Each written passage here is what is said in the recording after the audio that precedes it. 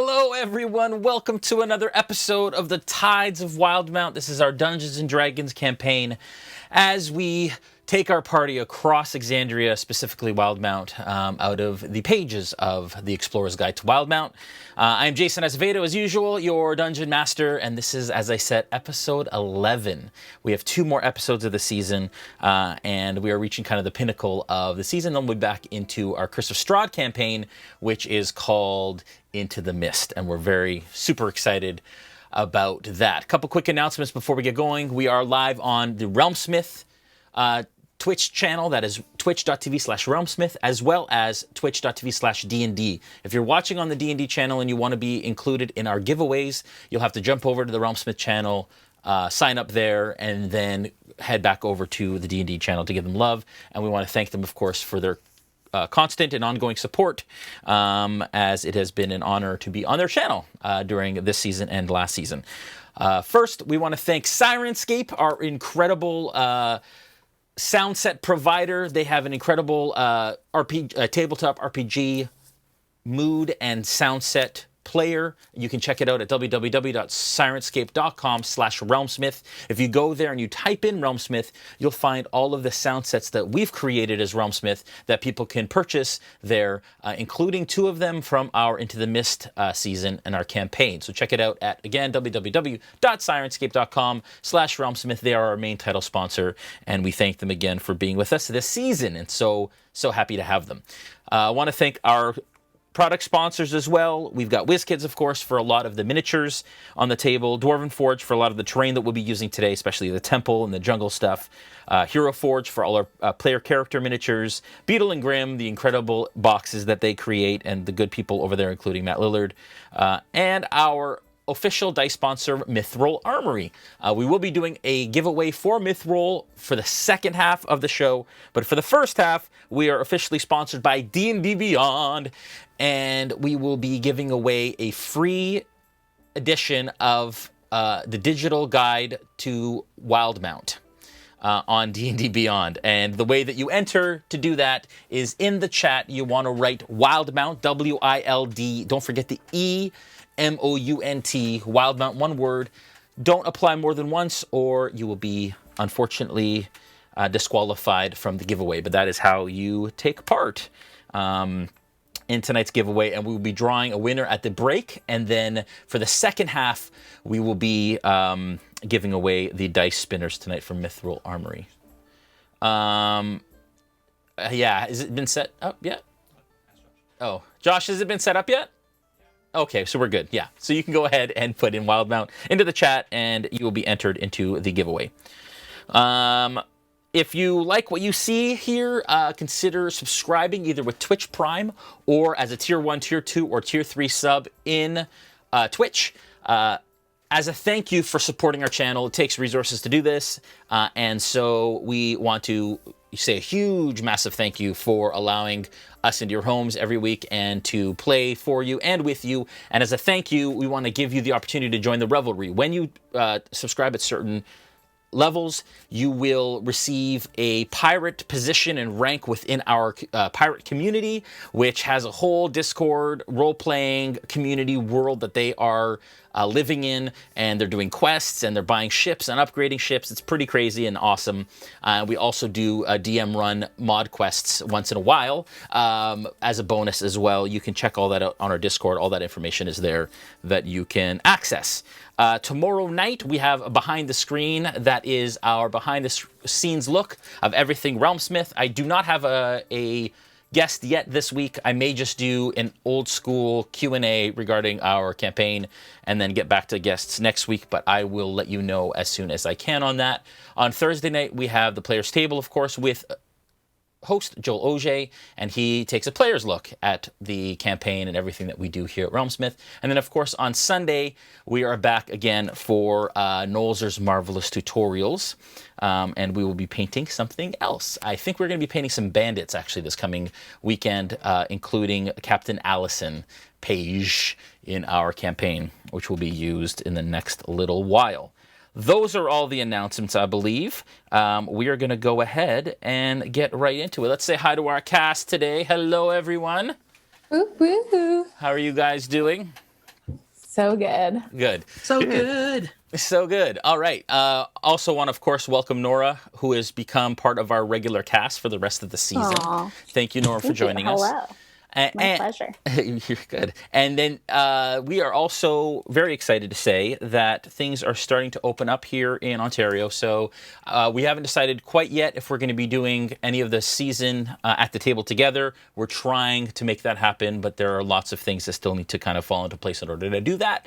So we will keep you posted on when that'll happen. But for now, this is working, and we are happy to be able to still play during the craziness that is our world, but are thankful that things are starting to turn around. All right. You guys ready to jump in here? Is that a yes? Yes. Everyone's muted. Do it. There we go. Let's do it. We're on a cliffhanger. I know Here. you are. You're So on many. much. I know we do it every week. I try to keep you guys on your toes. All right. As I mentioned last time, or where we left our party last time, you guys had traveled to Twinward Isle in search of an oracle of Ukatoa's to find out more information about this idol, this god that has been kind of invading your inner circle and your narrative over the last a little while. It started off with the Rod of Ukatoa that was in the hands of a shaman that you had retrieved from and now is being sold in Darktoe, and you've been asked by an emissary of the Plank King, Solon, to venture out to Twinward along with one of his trusted advisors, Yana at first, and now Janice, who apparently can switch places, seemingly at will. And they have been kind of sent along as insurance to make sure that everything kind of goes the way that it should. You have traversed the jungle for a day. You were tired. You came in contact with some raptors that you dispatched quite quickly, but found yourselves in, I don't want to say possession, but in the company of Odo, who is a young tribal boy of the indigenous people here of Twinward. You were led by Odo up a craggy escarpment to a hidden cave opening that becomes evident only when he pushes aside some foliage and reveals it. He smiles wide and steps aside and extends his hand in the direction of the cave. And he says, Ukutoa. And as you kind of peer through, you see what we talked about before. The jungle opens up before you into a large clearing. Its center, a massive vine-choked step pyramid consisting of 4 levels and approximately 60 feet wide at its base, with a wide staircase leading up to a small doorway in the uppermost level. Thick steam tendrils seep out of countless natural vents across the ancient structure, their source seemingly unknown. But you guys are currently on the other side of the cave still as you kind of look through this cave opening. What do you all do? At this point, remember, it has been hours, approximately 6 hours since you last kind of stopped. And you guys are all pretty tired. Is there a safe place for us to rest a bit, do you think? Would you like me to make camp? Specifically, camp fire? Rah, camp. Do it. I'll just do it. I'll just do it. All right. I was going to cast bonfire. And like he does, there is a bonfire instantly in your midst, actually. And that isn't really so much a bonfire that you have there. I'm actually going to get you a serious Jay's going to go start an actual bonfire. Yeah, just in the middle of the table here. Immersive. Yeah, Dwarvenite is very A strong. thimble but of maybe lighter not that fluid, strong. and then you got your own little... The thimble representing it, a trash can. That is a bonfire. That's not a bonfire. That's a bonfire. Whoa! Oh, Well, now. All right. Wow. I said, That warm. is pretty cool. Wow. Okay. What do you guys do? You guys obviously are setting up camp right here as this fire kind of blazes in and around. You are on the shelf, as I said, of an escarpment that you have climbed for the last 45 minutes or so. And you look up, and you can't really even see the top. It goes up and out and over, and you don't necessarily know where the end of the top of the escarpment is. But you can obviously see that the wall in front of you is fairly thin, maybe 20 to 30 feet wide, that this cave mouth goes through. Okay. You guys are setting up camp for the evening. It is about the equivalent of about 9 p.m. at this point, and the sun is setting. What do you guys want to do in preparation for the evening? I'll turn to Bolt, and with a certain amount of consternation, say, my loot. You make loot. Ah, yes, the loot loop. Let's see. Do you have it with you? Can I see it? Yes. Here. I go. Yeah, perfect. Yes. Now, what I'm able to do is cause a small amount of words to be spoken that can be then repeated once you activate it. You remember this, right? Yeah. Do you know what you would like those words to be? Yeah. All right. When I say the word, you have to speak whatever you would like it to be, all right? All right. And All right. Now. Plunkrawk! all right. Yep. There One you go. string. 2 strings? 2 string. 3 strings? Three- Next string. Oh, I suppose I could. This is a interesting little advice then. If we tried to. All right, fine. What's the next string you want? Yeah. Okay, so for this one, Jay, I'm gonna ask: is it possible for me to do a verbal spell command coming from the loot? That is a good question. A verbal spell command. So you want to use the loot to say as your verbal component. Yes, exactly. I'll allow it. Okay, so this one, there's a verbal component to prestidigitation that I want to avoid having to say out loud. Yeah. So I'll just infuse the string with that prestidigitation command. Okay. Verbal element. Okay. Obviously, there's still the movement that I have to do. Okay. And do you know what that verbal element is? Yes. Okay. Okay. All right. Yeah. Okay. Ready? Do it again. And now.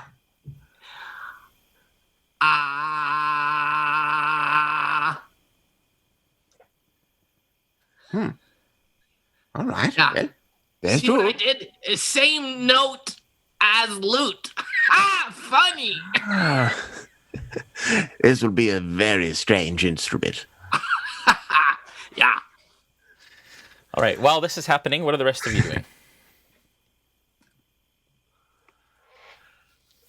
Are we sheltered where we are? It sounds like we just came out of the forest and we just built a fire because the guy that makes fire wants to make a fire. That's pretty much what happened. Yeah. You are sheltered on one side. Again, you have this kind of craggy sort of escarpment to your back right now, or in front of you, rather. There is one cave mouth that leads into the basin where the temple is. And then basically it goes and it drops off, and that's where you've climbed up various plateaus and crags to get here. So it's open. Go ahead. Is the cave naturally, like, is the opening natural? Is it carved out? Give me a nature check. Okay. 20. Dirty 20. Yeah, with a dirty 20, absolutely you can tell that it was natural at one point, yes. Okay.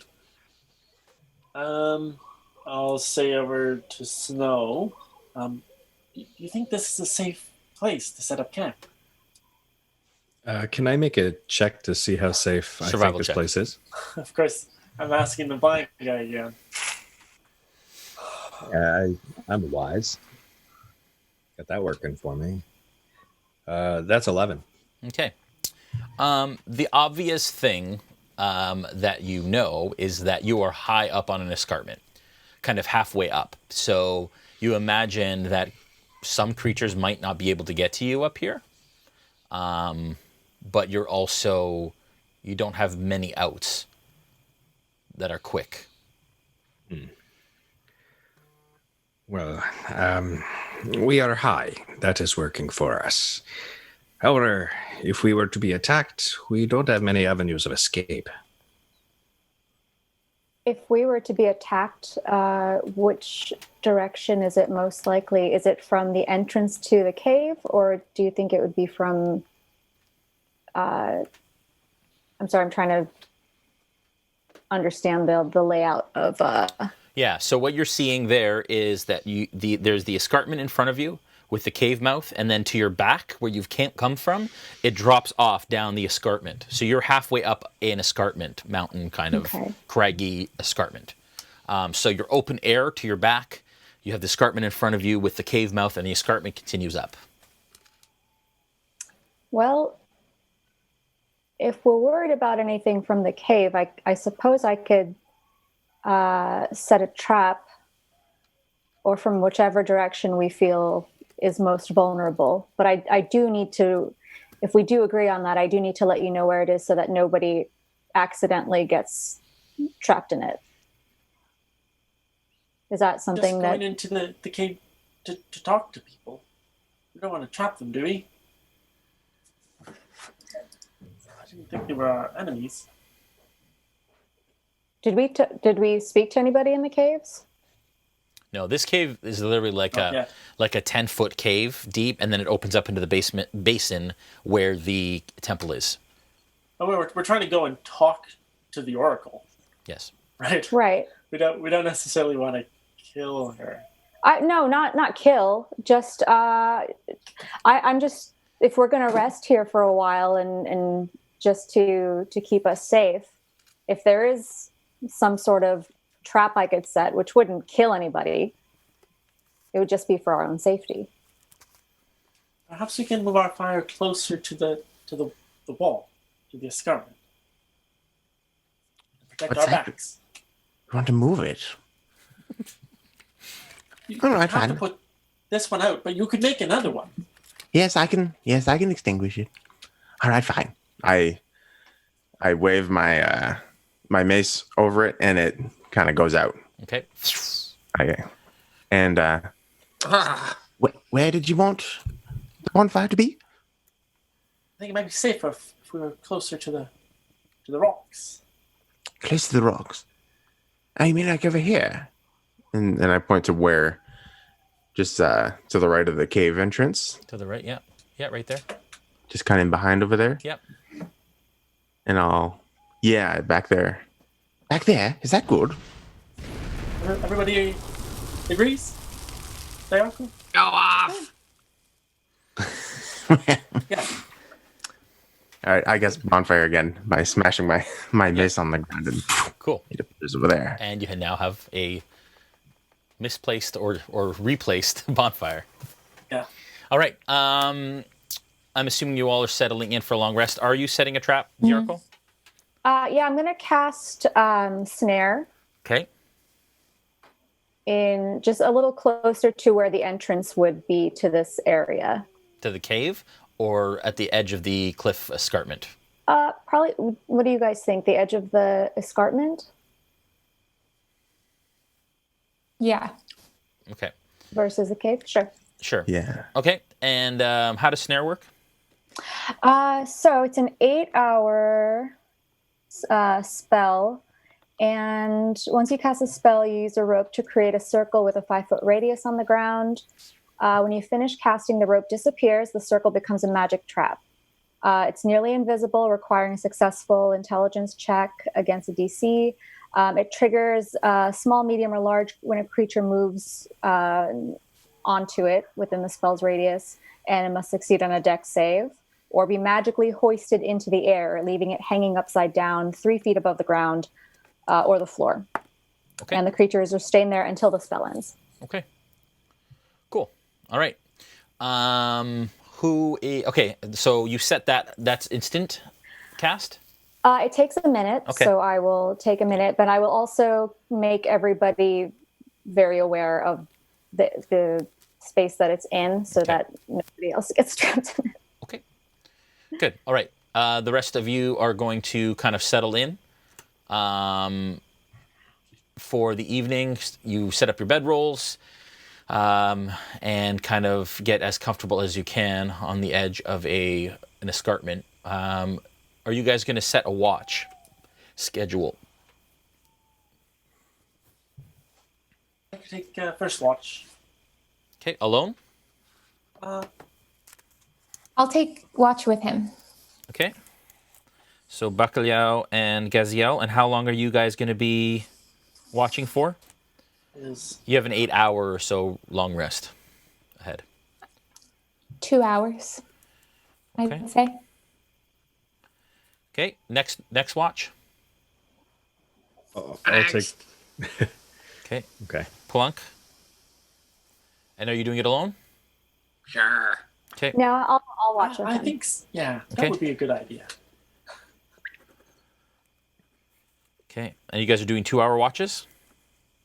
Sure. Okay. Next. I'll take watch with an echo next to me. My armor's donned for the watch. So Snow and Echo. Yeah. Okay. James only needs 4 hours, so I can join for the last 2 watches. Okay. Okay, so basically you're on with Snow, Yeah, that's great. and then and Bolt, I guess, and Janice as well. Mm-hmm. I'm getting radio or something in the background. Did you guys hear that? Or TV? Yeah, a little bit. I don't know where it's coming from. Maybe we're picking it up on the airwaves. Okay. All right. So, Bolt and Gaziel, you guys start your watch. Everything seems okay. It goes pretty much without any sort of issue. Is there anything you guys want to talk about or do during your watch? Yeah. Bacalhau, I was just wondering, do you think maybe we should take this opportunity to explore this area around us? That sounds not like a good idea. No, Would you do it with me? no, I wouldn't. Oh, you don't think it's a good idea? No, I don't think so. But what if we find something that could help us on our journey? I think that we could help the crew out, maybe figure some things out so that when the next group of people wake up to do, the watch, we can share the information. I think that our friends want us to watch them while they sleep so they don't get killed. If we came back with a special item and they were all dead, it wouldn't help. Well, what if you watch and I'll just look around real quickly, and you watch and I just look around.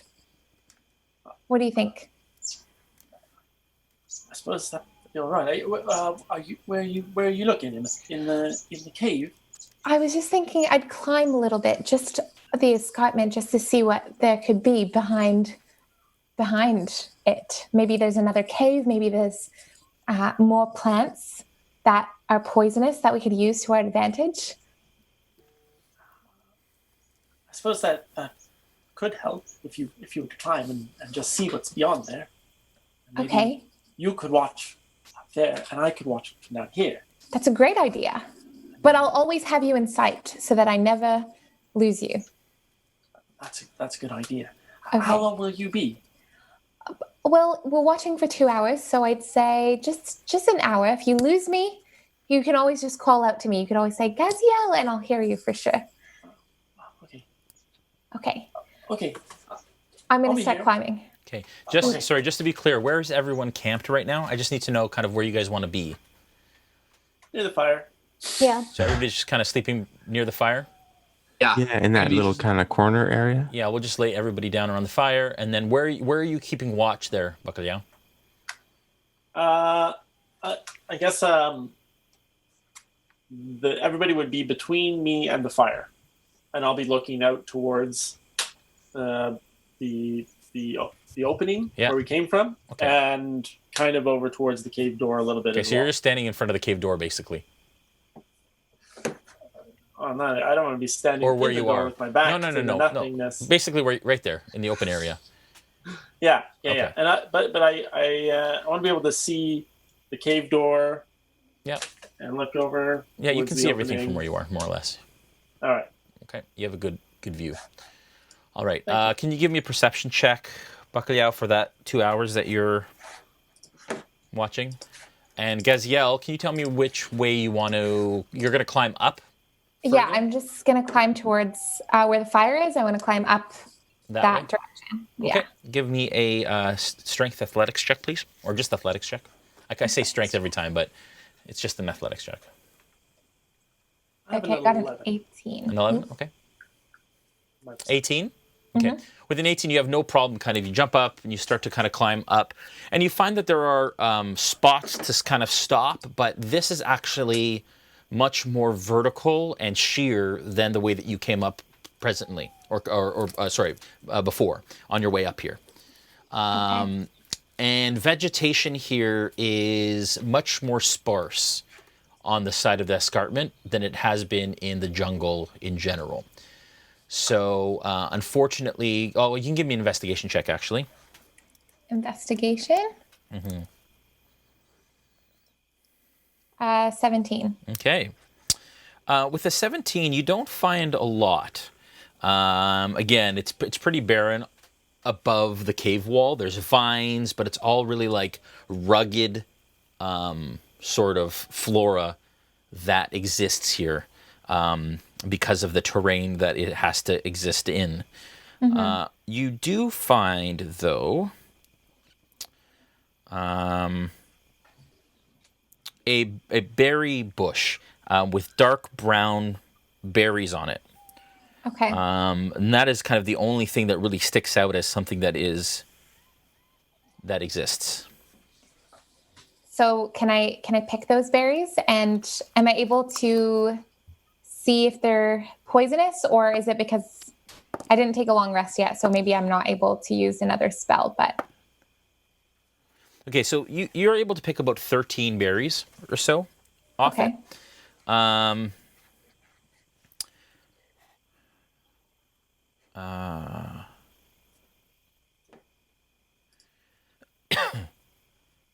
Sorry, so I said 13, right? Yeah, so you pick 13 berries, and you're trying to detect poison, but you don't have any spell slots left? No. Okay. Then no, you can't. You can't do it magically, but you can try and do it another With a way. nature check? Yeah, give me a nature check.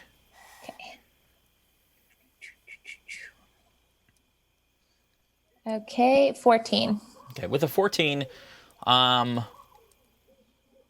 you don't know a lot about berries and such, but with a 14, they don't look super poisonous, or give you any Super sort poisonous. of don't give you any sort of idea that they might be, but you're not really sure. Okay. So I'm going to bring them back down and show Bacalhau my berries. Okay. Go ahead, Bacalhau. What do you say? How long has she been gone for? That took her about half an hour. Back already. I'm a fast climber, I guess. What did you find anything? Yes, I found some berries. They're brown berries. So I'm unsure if I've never seen this type of berry before, but I'm quite hungry. And if it's anything like the food they gave Snow earlier, then this could be to our advantage. Yes, that was a root. Yeah. That wasn't a berry. But it gave him some sort of strength. So Have you tried them? I don't think you should just try random berries. I mean, Can I see? You want to see them? Yeah. Yes. Look. Okay, I'll examine them. Are they poisonous? Nature check, please. Natural one. Sure. You have no idea. Well, that's. In fact, they Thank look you, DM. they look delicious to you, and you would love to try them. I was happy with you have no idea. I don't know if they're poisonous, but they look good. So should we both try one? I suppose. Okay. We could. What if we just take a very minuscule bite? We could Just split one. that's a great idea. I've got a small knife in my adventuring gear, so I'll take it out. Okay. I don't know how big this imaginary They're berry like is, blueberry I'll size. cut the berry in half. Make it blueberry size. Oh, it's so I'll cut little. it in half. Yeah. There you Thank you. go. I'll give you out and Yep. then. All right. So we each eat half of a probably deadly berry. So Yeah. good to have people on the lookout, you know? You went to look for poison, and you came back with something to eat.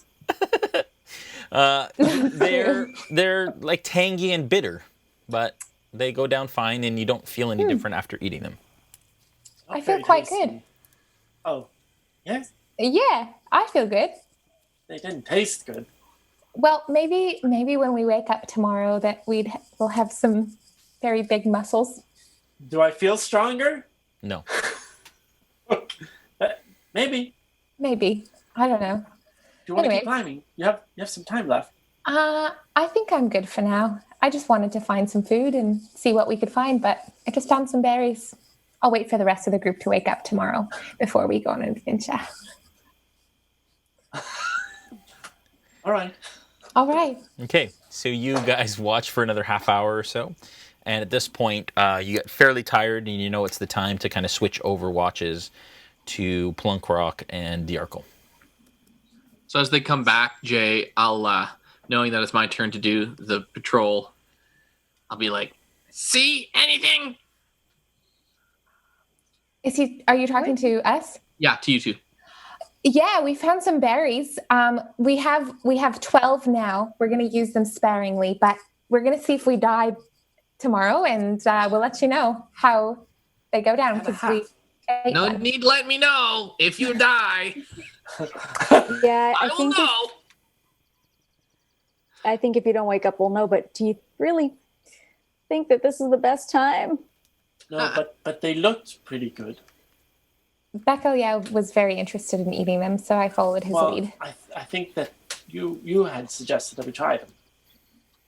Well, don't put all the blame on me. That's quite I think it was just a hurtful. little bit of it that you suggested, Don't and they look tasty. don't you have like youth adventurer camps where they teach you not to do that? No. Not to just eat random berries that you They- find?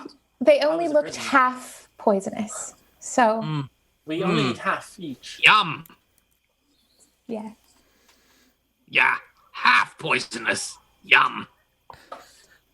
All right, so you guys switch over your watch. I would like Dajarkal and Plunkrawk to please make perception checks as Gaziel and Bacalhau settle in for the evening. And that's a 24 for me. 21. 21. Oh, yeah. All right. Have to outdo me. Okay. Is there anything that you guys want to do throughout your watch? I kind of wanted to explore those poisonous leaves since we're on this topic, Okay. just to see if I can kind of experiment with extracting whatever it is to maybe use for my spear. Okay. Do The you- leaves that you found that were right. Yeah. Okay. Do you let me know that? Yes. I'll be like, okay, only half poisonous. And But see, this one I won't eat, I promise. okay, good. I stay play. So Okay. What was it that you were doing a little while ago with your guitar. Oh, too amazing to share. Fair enough, I guess. Well, maybe later. Okay. Well, I'll enjoy hearing you play while I work on this. But not too loud, though, because I don't know who's around. No, lullabies only. How many leaves did I say that I gave you? I think so. I gathered one by itself, and then two together, and then a branch by itself, and a branch with leaves. And then beyond that, I don't remember. Right. Okay. So you get, I'd say, about 4 ounces of leaves.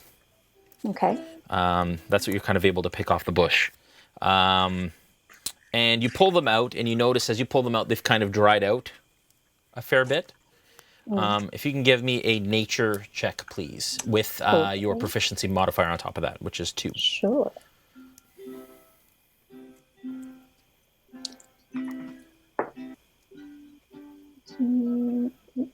Dirty 20. Okay, with a dirty 20, you know that in order to extract it, you're going to have to let them dry out, which they have over the day that you've had them. Obviously, you're going to have to crush them, and then into like a fine ground powder, dissolve it in some sort of liquid, and then heat it to be able to bring out whatever essence is in it. And am I able to do that in the amount of time that I have on watch? Yeah, I'm going to say that it takes an hour to do that. So you have an hour left after that. And at that point, you have 5... so you have your 4 ounces of liquid. Okay. I'll put it in a vial and save it for when we're closer to combat. Okay. Cool.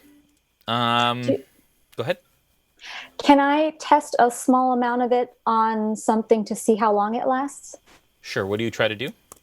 So I'm just going to, I just find some stick that's lying around, kind of dip it in there, but kind of keep it out of reach. Perception check. It's a 15. You have a wet stick. Okay. And I'd say you used about an ounce of it. So you have like 3 ounces left. Okay. I'm done experimenting for the night. If you wanted to use less than that, I'd allow you to use a little less than that if you want. So okay. Yeah, I just wanted to kind of like test. I just wanted to test like the longevity, I guess, if it's. Yeah. So it kind of sits on the branch. It's kind of tacky a little bit, but just like juice. Does it glow? No, not on its own. The only reason it glowed before is because Gaziel was using her detect poison. Gotcha. Okay. Yeah. Okay. Cool. The next hour goes by, and you guys don't see anything or don't hear anything. All is well. Every once in a while, you hear distant jungle noises that are a little disconcerting, but for the most part, it's uneventful. So, as Dajarkal comes back, Jay, I'm going to attempt something that I've never used before and don't know really. I'm experimenting myself with some of my skills that I've learned. So is she coming back into camp? Yep. Yeah, I didn't like go far. Oh, like I was around. Yeah, I was here. So I'll as she's coming in and she sits by the campfire, I'll lean over and go, "Want to hear a story?" Yes. Okay. And I will use words of terror on her. Okay. And the spell is once per short rest, you can speak to a humanoid alone for 1 minute and cause it to become frightened of you or another creature of your choice. If it fails a wisdom saving throw of DC 13. Okay. For 1 hour or until its allies are attacked or damaged. If the target succeeds, it is not aware you used this ability. Okay. Noura, have you played with Joel before? No, I'm learning so much right now. He loves using spells on the party. Okay. Story goes like this. Rockabye, sleepy one. If you die, we will miss you. Rockabye, sleepy one. If you die, you will be missed. Okay, give me a wisdom. Is this working? I don't know. But you're sure to show. Is this working? I don't know. You tell me, Dajarkal. Show. I just lean in and see what the effects are. You and you are obviously making her afraid of you and not somebody else in the party that's sleeping. Yes, exactly. Afraid of me. Okay, can I get a wisdom saving throw from you, Dajarkal, please? Oh, crap. I rolled a natural 1.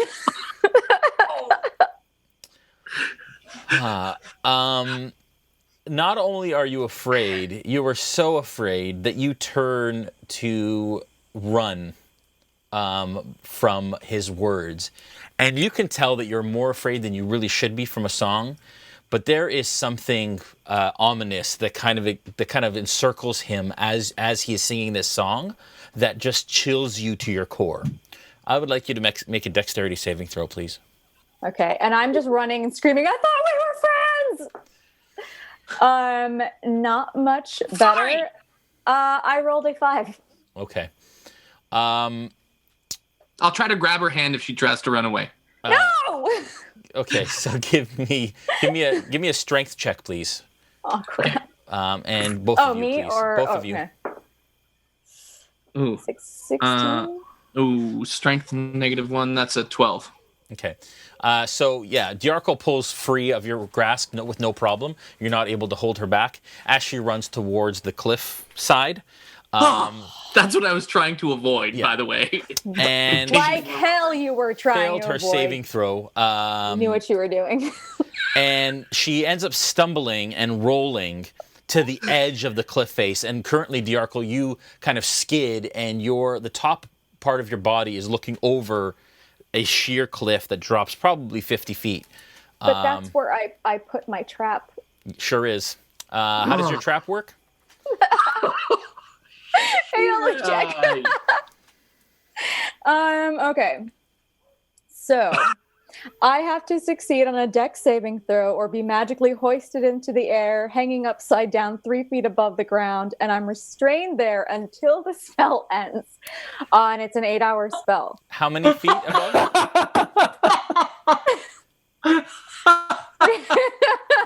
3 feet in the air. 3 feet? Yeah. Okay. All of a sudden, you see a shimmer, Joel, as she is hoisted up into the air, almost But like she's. Go ahead. I have to make a dex save. Oh, you do have to make a dex save. Yeah, I that's right. do. That's right. So I rolled a 13. What did I need? Nope. I needed a 14 or better. So I failed on that. Hoisted in the air, and you saw that she was plummeting to her death. This snare may have saved her. You don't know, but she is currently hoisted almost, and she's almost like swinging as if she's in kind of a net trap. But there's nothing there, and she's kind of curled in around. I'm assuming you're restrained, Dajarkal, in this? Yeah, but let me read the rest of this too. So a restrained creature can make a dex saving throw at the end of each of its turns. Okay, that's it. Ending the effect on itself on a success. Alternatively, the creature or someone else who can reach it can use an action to make an intelligence check against your spell save DC. On a success, the restrained effect ends. Okay, and can you just do it on your own though, because you are the originator of your spell? I can, but I would have to roll an intelligence. I have to make an Arcana check against, I guess, the dex. Or okay. on the spell DC. All right. Did you take any damage there, Jay? No. You don't take damage. You're just restrained by it. No. Okay. Is there any? Damn it. I'd like everyone else in the party to make a Constitution saving throw, please.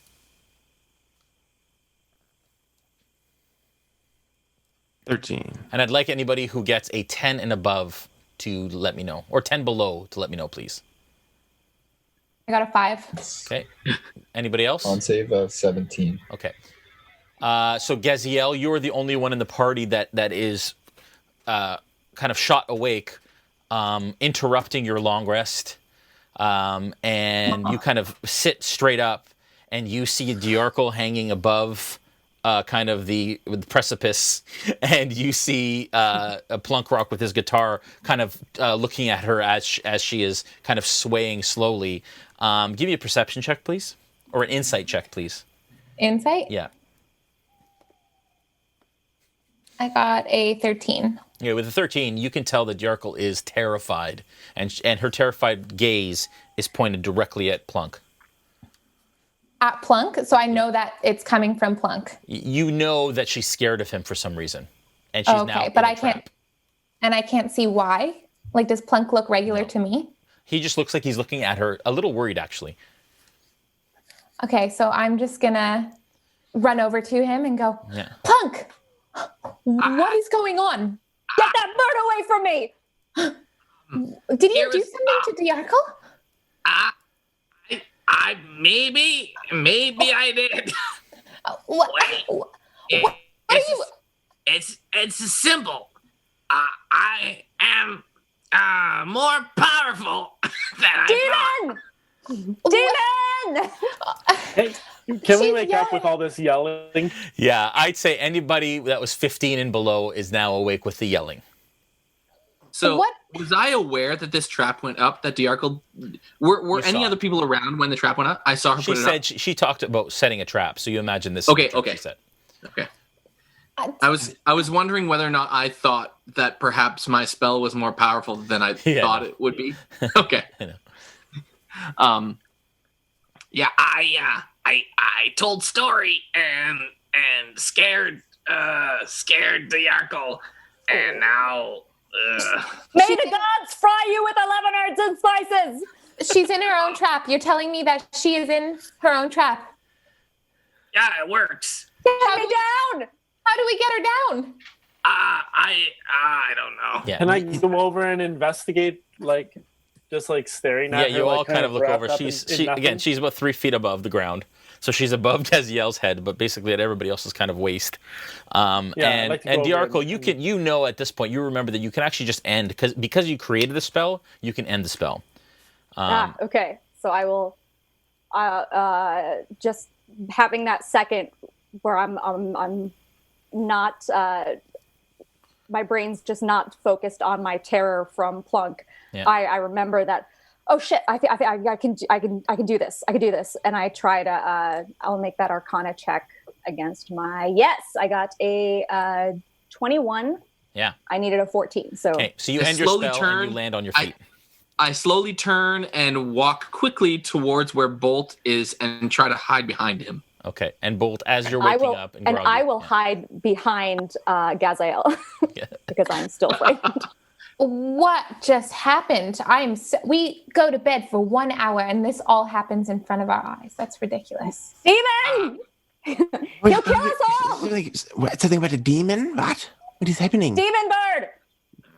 Demon bird? What No. did he do? Demon bird? What? What does she mean? Where? May the gods shish you into kebabs! No, wait. I think she means Plunkrawk. Oh, I am just having a hard. Can we just all settle down real quickly? And Yes. just explain this? Nobody's getting shished tonight. Let me play song. No, don't listen to his song. Oh, sorry. I want to look at Gaziel and say, is this because of the berries? Is this a dream? I'm not sure. Are we the only ones imagining right now? Oh, we shouldn't have eaten those berries. I think I'm going crazy. I'm Shish kebab berries? just gonna close my eyes and try to go back to sleep where I am. Gaziel, call on your god. Call on your god. Do something. He listens to you. He likes you. I don't have anybody. For what are you talking about? You mean for Plunk? Yes, But Plunk is just a bird. he's a demon. He's trying to kill me. Fly. He is just a bird. Joel, He's not just a bird. how often He's not can just she a bird. You don't know how how often to can do she try the saving throw again? Is it at the end of her turn? It says until she takes damage or or its allies are attacked. That could be like this whole episode. No, 1 hour or 1 hour. Or. Sorry, my bad. So okay, I'll tell the others. 1 hour. It'll be on 1 hour. Don't worry. She's going to be scared of you for an hour. Keep him away. Only 1 hour. What did you tell her that she would be so frightened? You want here? No. No, Oh, no, we don't. No. Thank you. I'm a little curious, but I guess it might be best not to hear it. sorry. We all need to get our rest so that we can be ready to climb the cliffside tomorrow. We need to just relax and go Gaziel. back to bed. He's evil. Smite him. Smite him. Dajarkal. Use your thunder thing. Let Plunk sleep, and I can finish watch with you, Dajarkal. Plunk, would you go to sleep? Just keep him away from me. Just keep him away from me. Here, just Dajarkal, come with me. We'll be as far away as possible, and you can get your rest. Okay. Yeah, your God will help us. Okay, I'll Your God will keep us safe, I'll right? keep watch. Yes, Right? we will. Yes, he will. Come. Okay, Good. come on. Let's go to bed. Let's. All right. Okay. Yeah, sleep. I'll Sleep just is keep good. watch by myself then. Keep him away from me. Bacalhau will take care of Plunk for sure. You're good. I'll just- Okay, so Bacalhau and Plunk, you guys are continuing the rest of this watch? Sure. Okay. Yeah, I'm watching him like a hawk. Yeah. Well played. Yeah. What did you do? I'm getting back to bed. Good night. Sorry. Good night. I did a thing, and now I feel so smarter. I did not know. I never you shouldn't used do those things to your friends. Oh, yeah, good point. I don't carry friend list like you do. You No. know, I suppose you might not need to if that's how you treat them. Yeah, I don't know. Friends, not friends, pirates, killers, murderers. I don't know. Would you like to try a berry? Chicken more my thing. You shouldn't eat birds. You are a bird. I don't eat turtles. Don't know what to say.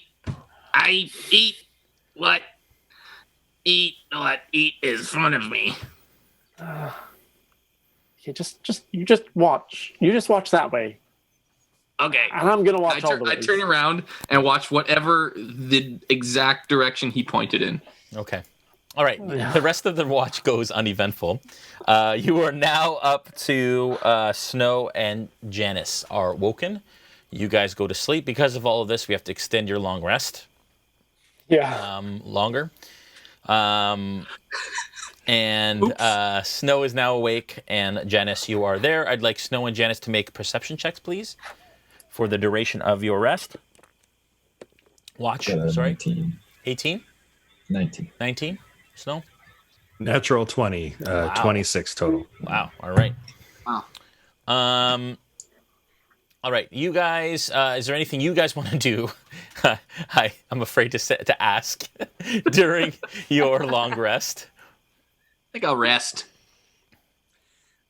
Sorry, during your watch. Sorry. Well, I was thinking I'd talk to Janice for a while Okay. and see if he can help me to try to communicate with my echo to learn a little bit more about it and the world it came from, Okay. or the version of the world that it came from. Okay. Maybe this is one that can see or something. Okay. So you have currently manifested an echo. Yeah. Okay. Yeah. I donned my armor. Just got to clear. Yep.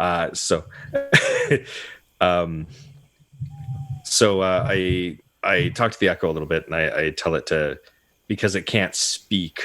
I can't hear its voice even if it moves its mouth. I tell it to tap once for yes and twice for no kind of thing. Okay. And I start asking Janice a little bit about himself. So Janice, we've only just met today, but I know very little about you. What do you do on Darktow? I have no need to be walking around on the docks and whatnot. I've seen you. I notice you work with echoes, a dunamantic practice. I'm aware of you. But what I do be my business. It be the Plank King's business. Certainly. No intent to pry. Just trying to, I suppose, make small talk. What do you know about Echo Knights? I've never learned the practice myself. I was always more a master of the battle, as they say. Running me crew ragged and letting them die on me floors. I see. Sounds kind of terrible. I get that a lot. Right. Since you have, vision, could you tell me, does this echo look any different than myself? You do be missing an ear, I'll tell you that. It's missing an ear? Yeah. All right. Does it look like it can see? I don't imagine so. I'm waving my hand in front of its face and it's not reacting anyways. Okay. Well, I appreciate that. It's clothes, or its clothes different? More Marquesian, I'd say. Marquesian. You got any of that in your line? Well, of course, I've been there many times. My sister and I spent quite a long time there before we had joined the revelry. Well,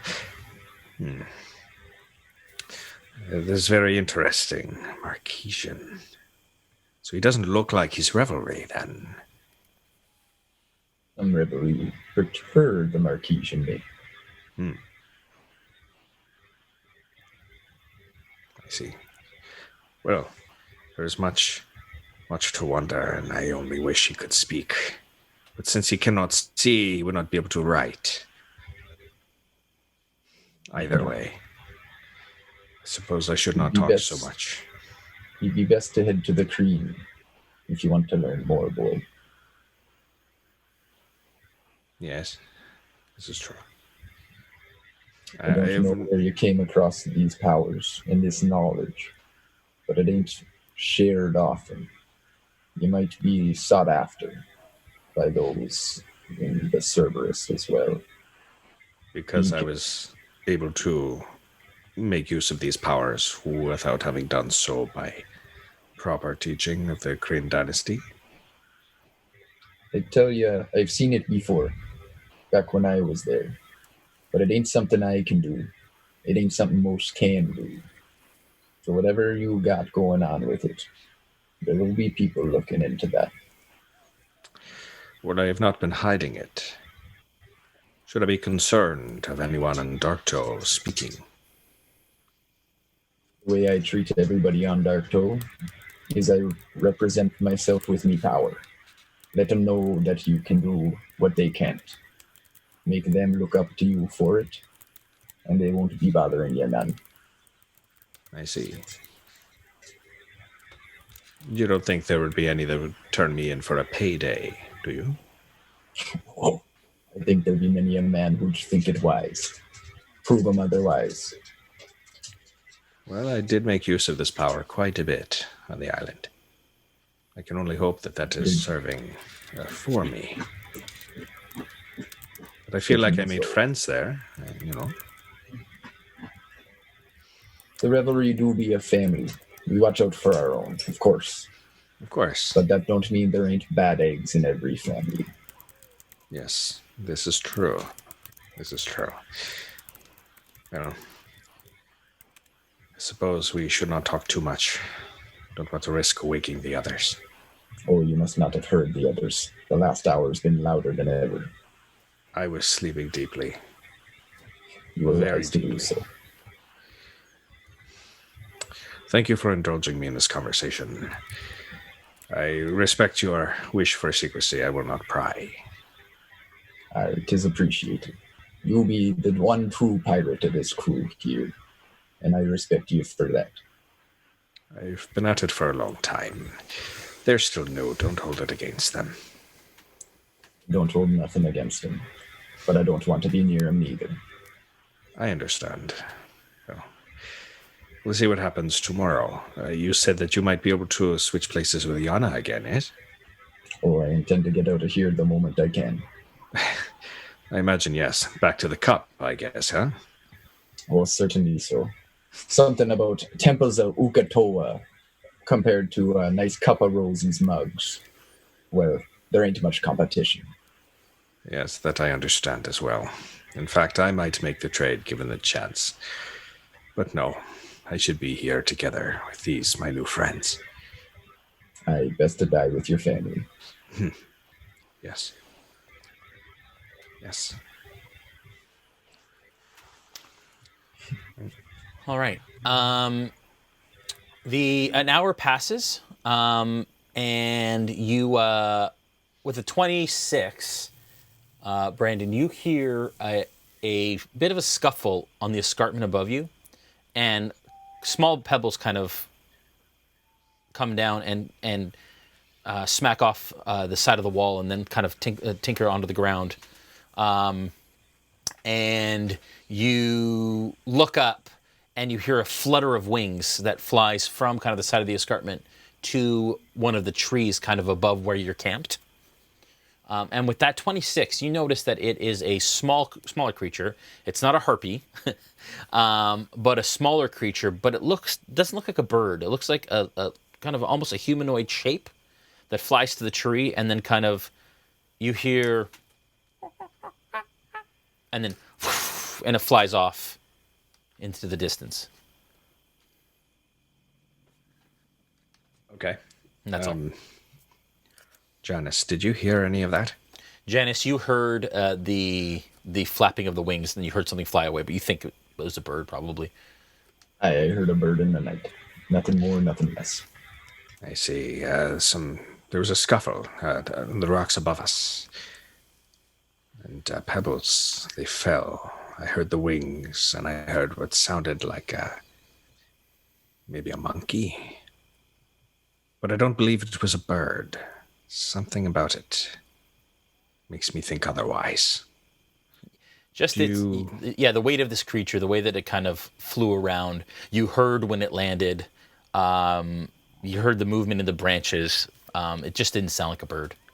When it landed, there was a patting sound as though flesh to stone. There's something humanoid about that, but I don't think it's a harpy. What do you think? Is it worth rousing the others? Well, the night be when I'm at me best. After all, I don't do well with the days. I'll be on the next watch. I'll warn your Dragonborn about it, and we'll keep an eye. Okay. Okay. The rest of the watch goes uncontested, and Bolt and Janice are now up for the last kind of 2 hours or so. And then Janice, you're probably going to have to stay alone for another half hour after that or so. Okay. Bolt and Janice, is there anything you'd like to do during your watch? And I'd like you both to make perception checks, please. Unnatural 20. Okay. Dirty 20. Okay. Wow. It's actually very quiet. Nothing happens during your watches. Is there anything you'd like to do, Bolt, during your watch? I'm just going to be tinkering away at a new invention. Okay. It's 2 metal kind of like bracers on my ankles. Okay. And they also have like a tube attached to the side of them. Okay. on either side of each bracer. Well, I suppose it's a lovely night, isn't it? Quite peaceful. It's rather quiet. Had a bit of pebbles falling around earlier, but that's about it. Nothing showed up from those pebbles? Something flying, nothing major. Sounds like a bird. I was woken before about screaming about a demon bird, but it ended up just being Plunkrawk. Some would say that about him. Yeah. Now he's a good guy. All right. 2 hours pass. Another half hour or so that you're on watch alone, Janice, and the sun begins to rise. As you kind of know that everyone should have the rest that they required, you all start to kind of come to as the heat of the day begins to rise actually fairly quickly. It was very warm and muggy through the entirety of the night, although you did get a nice breeze over the canopy onto the escarpment. But as of right now, you all kind of wake up, you start to stretch it out, and you start to gather your things. What do you do? I'd like to put on my armor. Okay. Everyone puts your armor on. Very good. Yes. On their armor. Sorry, go ahead. Do I recognize that I was put under a spell? No, you do not. So everything that occurred, I do believe is true? You knew that you were very, very afraid. Actually, give me an insight check. Okay. And that might help to educate the situation. That is a 22. Yeah. With a 22, you know that in that moment, you were absolutely afraid, almost like you were outside of yourself in a nightmare. But now you don't see why you'd ever be afraid of Plunkrawk. So, almost like you were outside of your own body for that moment. I'm going to walk over to Plunkrawk. Is he still asleep at this point, or did you get up? No, he's up getting kind of things together. I'm going to smack him upside the head and be like, I don't know what you did, but if I find out you're dead, you are a dead bird. And I'm never, ever taking watch with you again. Don't ask me. You know what you did. I don't know what you did, but you know what you did. Just hope that I don't find out. Okay. And I just huff away, walk away from him. You all notice as well that Odo is no longer with you. Who? The boy. The kid? Yeah. Oh, shoot. Oh. At some point throughout the night, he snuck away. On the note of losing friends, I pull a stone out of my pocket and I go, good luck dealing with evil gods. And I switch places with Jan. All right. All of a sudden, he is surrounded by shadowy energy and a swirl of movement. And in a moment, through the snap of Dunamis, Janice is replaced by Yana. Sheesh. Have we seen this before? You saw it happen on the side of the cliff. Yes, that's right. Yeah, Yana was with you first. Yeah.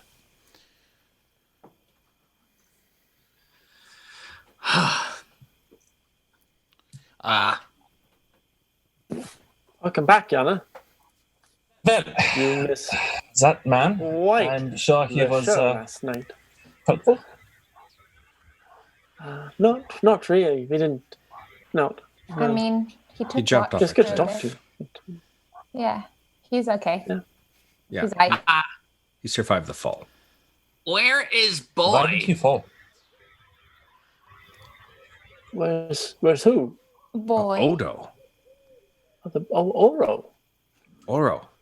Yes. I don't know, Plunk. Maybe you scared him away. Come on! We were all taking watch. I'm not sure how he disappeared so quickly. Yes. Were Could have been we when- watching him last night? I am In all concerned the for his commotion, safety. it could have been when we're trying to get Dajarkal from the invisible trap. Yeah, I was busy Invisible being what? Trap. Yeah. Invisible. It's when you can't see something, but you should be able to see. I understand the concept. What did I miss? Oh, you missed a lot, Snow. Yes. I had an incredible sleep last night. Plunk did something weird and scared Dajarkal, and then we saved her, and then we went. Boy is missing. And I wound up ensnared in my. We found some berries. Oh yeah, the berries. Do you, Bacalhau, We're alive. feel odd or strange? How do we feel, Jay? Nope, you feel fine. Mr. DM. Yeah, you feel fine. Well, I guess I might as well eat the rest of these for breakfast. But they don't I guess the taste carrot were off. Okay,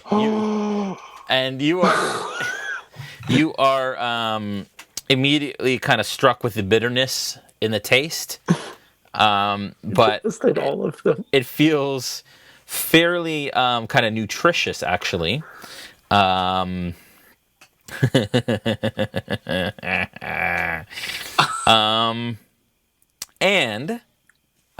you do feel like your constitution is stronger. You're feeling a little off. You feel a bit more kind of alive, alert. And for the next 24 hours, you have advantage on saving throws against disease and poison. Holy crap! It worked. He beat all of them. Not bad. Sorry I didn't share, everybody. What's up? Like one for every 4 hours. Are my I'm carrot going to try powers to gone? Did I lose everyone just now? Okay, No. I'm going to try to redirect everyone's attention to the task at hand, which is must follow boy. No. Yes. But where did I'm he go? sorry. I wasn't able to see where he went because I was ensnared in my own trap. Do you want to find him? Lead the way. Okay, I think we should just go into the cave. here's an We idea. probably I don't. mean, he's probably. Let's just show him where the cave was, and he's done that, and so he's gone home. Ah. Yeah, good point. We could follow his tracks if we really are concerned about him, but for all I'm concerned, we have a mission that we're supposed to do right now. So Cave. He needed us to save him before. What if he's in danger? Well, he shouldn't have run off then. I heard fluttering wings, as though something was being taken away yesterday. Could that have been the boy? What do I think, Jay? Do I think that the boy was taken away by something? No, with your 26, you didn't hear any sort of struggle. When it landed, it sounded the size that it would have been when it was flying. You don't think that was the case? You know, forget that. That doesn't sound right. I don't think that was... The Plant King just said to go and get some knowledge from the Oracle, not find a random boy and save him. yeah, Agreed. I think we should just go and find the temple.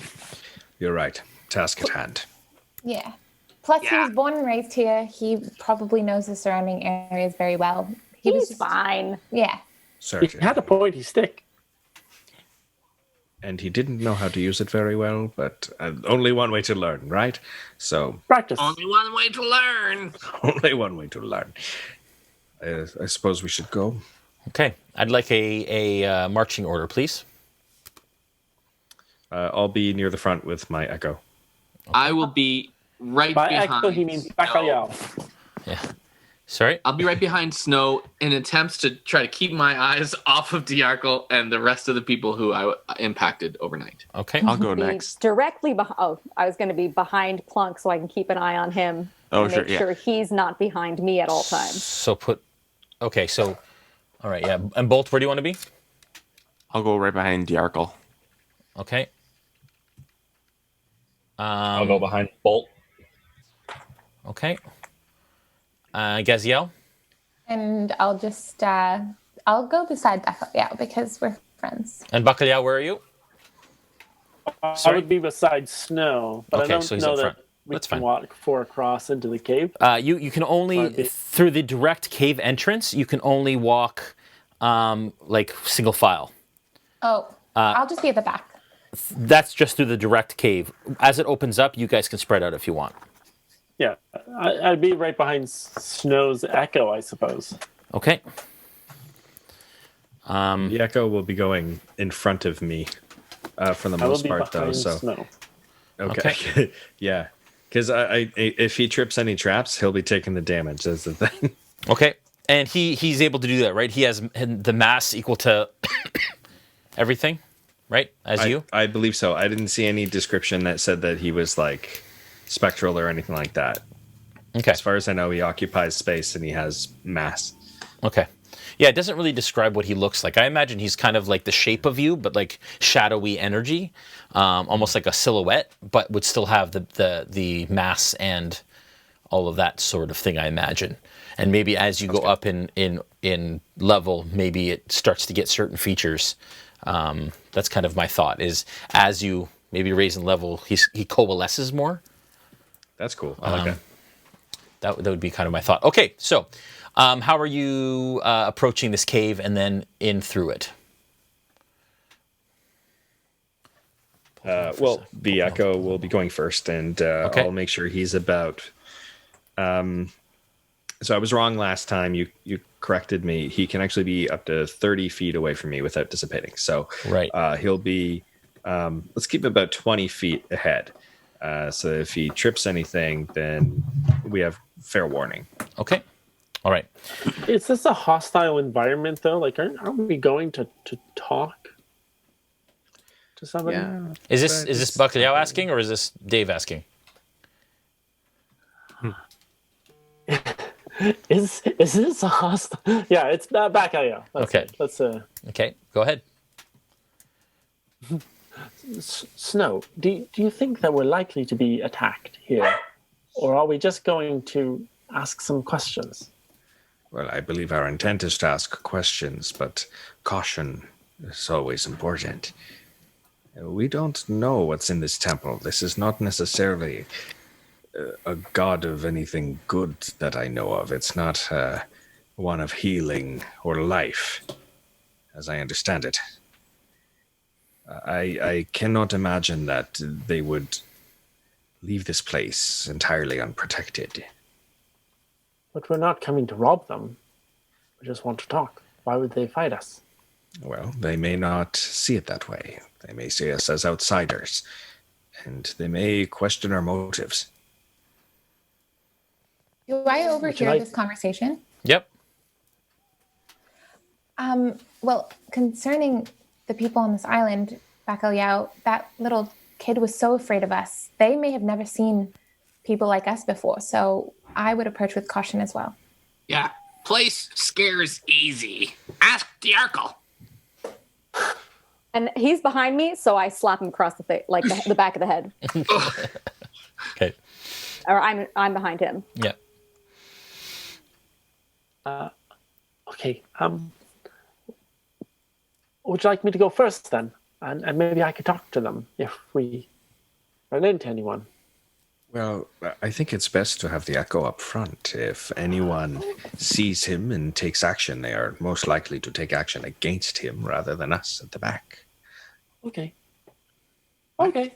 What if, Plunkrawk, what if you sort of played a little song sort of announcing our very gentle presence here so that they already know that we are here in a mission of peace? Right, and maybe throw a few words of praise to Uk'otoa in there so they know that we are, here about that. We're not like coming in to like, I don't know, deface the place with the name of Pelor or something. Or no lullabies either. Oh, okay. No lullabies. Uka. Laylee song about Uk'otoa. Because we don't wanna fight no one. Keeping the peace is what we do. Everybody come and join us too. Hey, ukulele song about Uk'otoa. His name. Everybody knows. I forget the words. But that's okay. Okay. Keep the peace. Everybody Come and sing. So I'll just keep messing the lyric up with everyone getting it wrong as a band of crazies.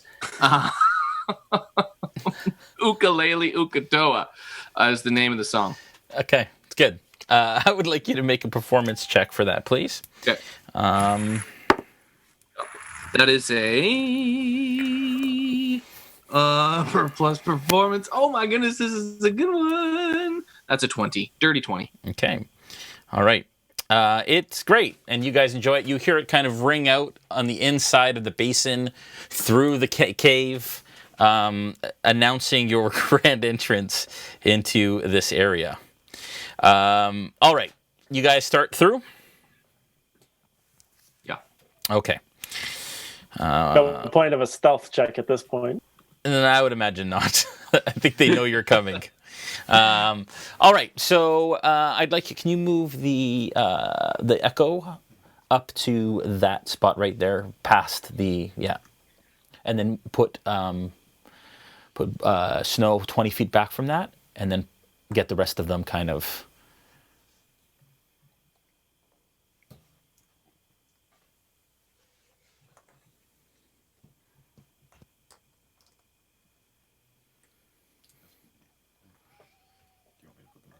No, it's fine. Awkward you know what? silence is never good. Sorry, we're just setting up the minis here. You can actually pull up all of that. Yeah. You can move it all out of the way. Okay, sorry guys, we're just setting up the minicam so people can see what's going on. Doom. No impending. I'm just setting doom. up your death, guys. Don't worry. Guys, just Don't worry. It's coming, but just don't worry about it. Everything will graves. everything will be fine. If anybody wants, I can poop out my berries. They may have the same effect, maybe even better. Maybe. You know, we're all waiting for that role play moment. Yeah, that's a real roleplay moment. I've heard about coffee beans. Okay, how does You know, if the tabaxi did it, it would be like those coffee beans that are really expensive. Exactly. for the overtime? For the overtime. Lesson for next time. Yeah. Okay. All right. Not that. Yeah. That's in the camera. Okay. Yeah, pull it that way. Yeah. Yeah. Okay. All right. Okay. So, how do perceptions work with your echo again, Snow? Do they have their own? He uses my modifiers and skills. Okay, but you perceive through him. I don't perceive through him. He perceives himself for himself. At level 7, then I can perceive through him. Okay. So he just acts as another kind of force. Yeah. So somebody would have to watch for him to give hand signals or something. Right. Okay. All right. As he walks ahead, you guys make it through the cave entrance. If we can get the overcam up there now, Julian, that'd be great. You can all see what's going on here. And as the echo kind of steps, there's this area of foliage kind of that, and then there's like kind of a bit of a bank. He steps off it, and you hear the distinct snap of a branch as the... One moment, please. As the jungle floor beneath the echo begins to lift under his feet in kind of a flurry of leaves, and a net catches him and pulls him up 10 feet in the air. Immediately, a pit drops out under him, and there are, what you can see even from here, a 10-foot pit with spears in the bottom of it, below the net. And you sense, Snow, him go straight up. And you also, in that very moment, hear the distinct sound of arrows being shot from behind you. I'll hold on to Snow's arm, like, because I'm right behind him. I'll hold on to Snow's arm and say, no, go. Too late. Okay. So basically from the side of where you are, from either side of right where you are, Snow, and right where Bacalhau is, an arrow strikes you, Snow, and that is a natural 20. No from save? them. No. And that is because they get a surprise attack because you announced that you were coming. We're friendly. You get 8 points of piercing damage. Ow. I need you to make a Constitution saving throw, please. I can do that.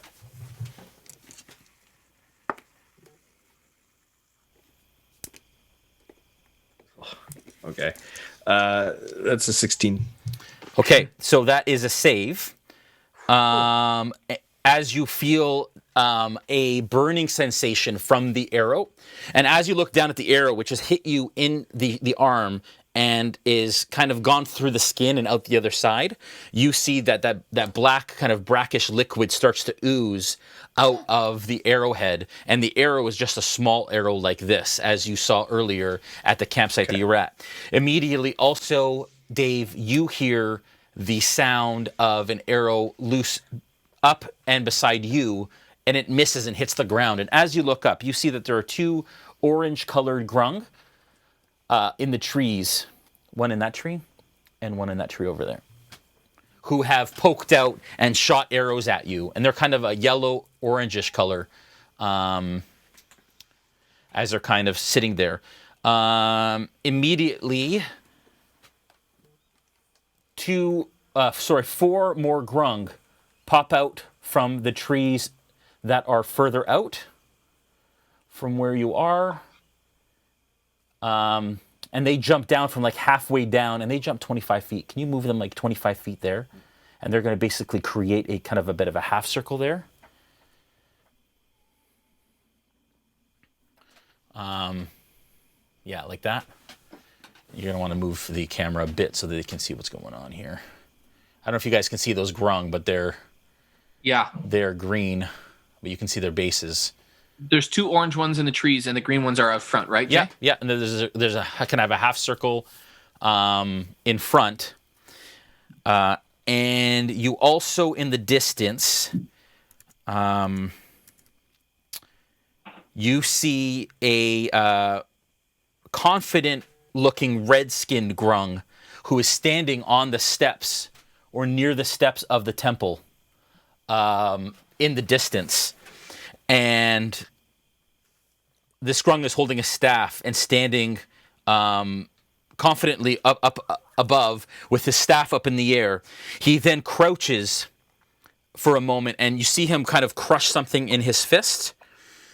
And debris from around him, remnants of sticks and leaves start to rise a little bit, almost like he's defying gravity somewhat. And he suddenly takes off into the air in an incredible bounding leap, landing just behind the green grung who have surrounded him.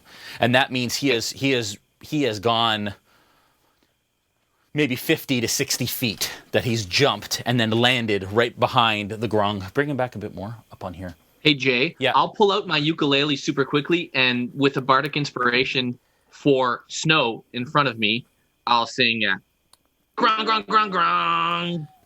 Grung, grung, grung, grung. And that's a reaction, Joel? Yep. Okay.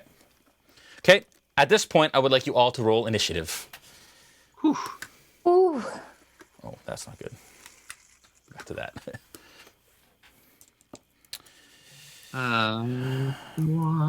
Okay. Okay, 18. Snow?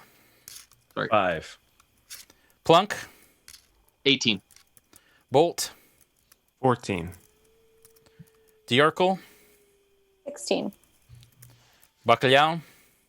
19. Gaziel? 12. Yana? 24. Wow. I am using the combat tracker from D&D Beyond. Nice. All right. Yana, you are first and currently second last in the cave mouth. What do you do? Yeah, so I can't get through. with everybody there, right? No, you can move through, as long as you have enough space to move, you can actually move through friendly spaces. As long as you don't land in a space that is a friendly unit. I will move up through the cave as far as I can. And how much distance does that leave me? Huh? 10 feet left. Okay. I will actually end my movement there. Okay.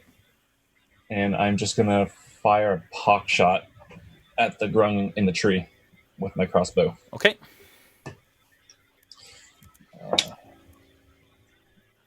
No, that's a 10. Yeah. Your bolt flies wide of the grung as you're trying to aim and fire.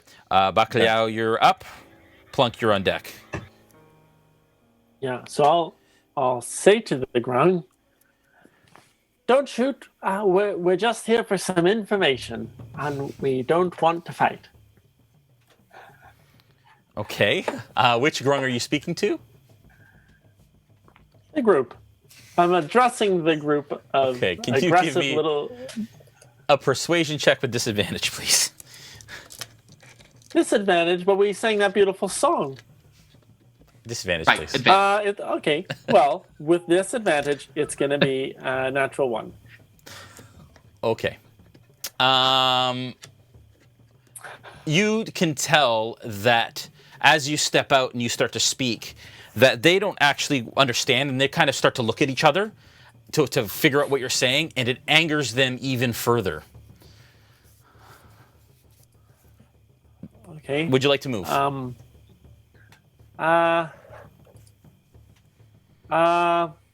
Yes, I'd like to step back a little bit. Okay. I'd like to walk backwards about 15 feet. Okay, so you step to the back of the line. Okay, so you step between Dajarkal and Bolt and kind of slink back beside the tree that stands there. Plunk, you're up. And I'll... Yeah. Oh, go ahead. I'd just like to say, as I back up, they're not friends. Not friends. Not friends. Just to the back of the line. Okay, Plunk, you're I'll up. cast. I'll look at Bacalhau and go, okay, and then I cast Dissonant Whispers. At which one? Dissonant Whispers on the arrow. One of the guys in the tree. Okay, what's your range on that again? 60 feet. Are we good for 60? Wisdom saving throw. Yeah. 13. Yeah. Okay. Which one and which tree? The one that's closest to me, Jay. So there's two sides there. Yep. This one on my side. Yep. Okay. So that is 3d6. Wait, he gets. Does he get a saving throw? Wisdom saving throw 13 is what I said. He failed. Okay. So that is a 6 and a 3, so that's 9, and that is a 1, so 10 points of damage. Wow. Okay. All of a sudden you hear yeah! As he grabs his ears in pain.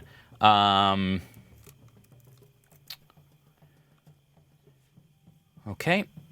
The green grung jump again 25 feet. Man. Towards you all.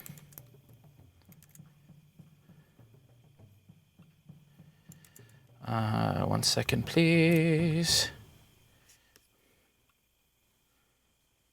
And as they land, sorry. Yeah. So they jump 25 feet towards you, and as they land, they all take defensive stances with their daggers in their hands like this, out in front of them. Dajarkal, you're up. Bolt, you're on deck. How high is that yellow one in the tree? Which one? The one opposite of who Plunk attacked. 25 feet? Okay. Then I will cast Thorn Whip. Okay. On it. Yep. That is a 25 to hit. That is a hit, I believe. It's 6 points. 6 points of damage. as you kind of just nick his side, opening up a wound on his arm, and he kind of reels back from it. Yeah. Am I able to? Do I have like a free action to like get that poison that I made out? I'll allow you to take it out, but you'll have to use have an action to use it. Gotcha. Okay, I'll take it out as my Okay. last. All right. That I do. Okay. Bolt, you're up. Gaziel, you're on deck. Okay, I will aim my fist at the same one that Dajarkal just hit, Yep. and I'm going to use my lightning launcher, Okay. which is a spell attack, and it's 11 to hit. That is a miss. As you hit part of the tree and some leaves go up in a kind of they combust slightly from your lightning damage as it kind of racks the tree beside it. But you're having a hard time seeing kind of where it is. It's darting in and out of branches, and unfortunately at this point you couldn't make purchase with your spell. Gaziel, you're up. Am I allowed to cast speak with animals? Would they be considered animals? They would be humanoids. You were talking about beasts. So an animal would have to be some sort of beast. So you would know. You would know that it wouldn't necessarily take. Okay. And then am I able to see if like one of them is the leader at all or not? Insight check. Okay. Natural 20. Yeah, you absolutely think that the red one that jumped forward and is standing a ways back near the temple is probably the one that's calling the shots. Okay. So can I cast command on him? I speak a one-word command to a creature you can see within range. The target must succeed on a wisdom saving throw. Yeah, what's the range? The range is 60 feet. Is that 60 feet from all the way from Gaziel? It's more than 60, unfortunately. You'd have to move up through the party. How far would you have to move up to be 60? You'd have to move your full movement of 25 in order to be within command range. Okay, I will do that. Okay. And that puts you right beside Snow, and that's 60 feet, more or less? Yeah. Okay, yeah. Yeah, sure. Okay, so he has to, and what is your command word? I'm going to say flee. Flee. To get him to, just disappear. Okay, and can you read the spell just, well, first of all, what's the DC? The DC is 14. 14 wisdom. Yeah. Okay. And what, can you just read the spell real quick so I can... Yeah. So you speak a one-word command to a creature you can see within range. The target must succeed on a wisdom saving throw or follow the command on its next turn. The spell has no effect if the target is undead. If it doesn't understand your language, oh, shoot. It wouldn't understand me, would it? Okay, no.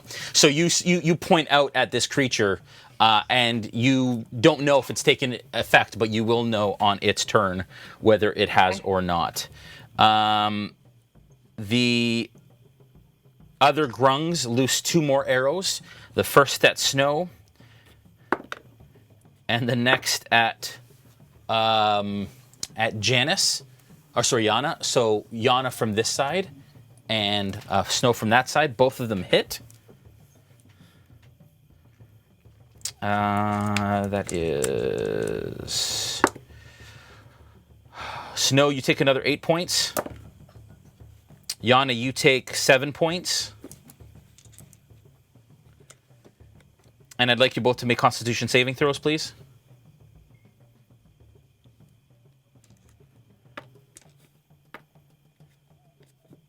$18. Okay, you pass. 14. And you also pass. You both, again, you get hit by these tiny arrows, but the poison doesn't take effect.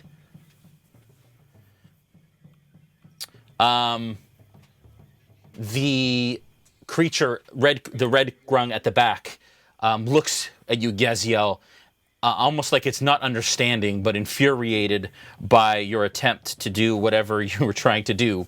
And it's going to leap forward again, right below the echo.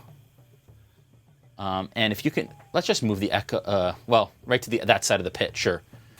And at this point, it says an incantation, and it does a somatic effect, and it looks like the entirety of its skin turns to bark, and has this kind of bark look-like effect that extends across its body. Snow, you're up. And okay. Yana, you're on deck. When I manifest an echo, it automatically dissipates the previous echo. So I'm going to manifest an echo to the side of the pit, 15 feet away from me. Okay. Okay. The echo is going to move to the red one and attack it. Okay. All right. Okay, and that's going to be...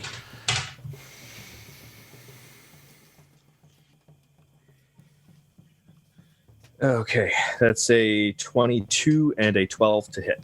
The 22 hits, the 12 does not.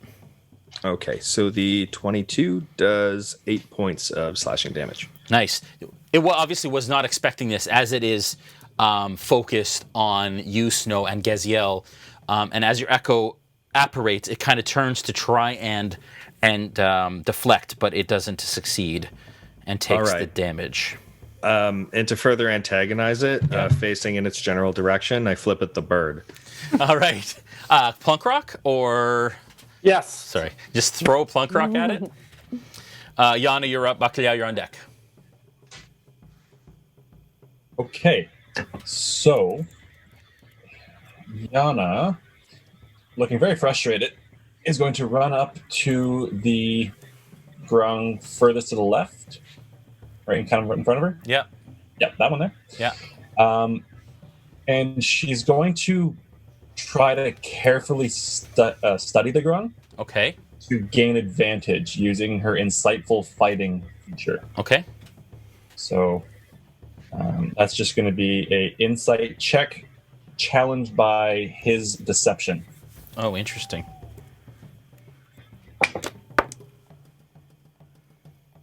And I rolled a 21. Yeah, you beat it. Okay, so I gained a sneak attack against them. Okay. If I hit. And that's a 17 to hit. That's a hit. With my rapier.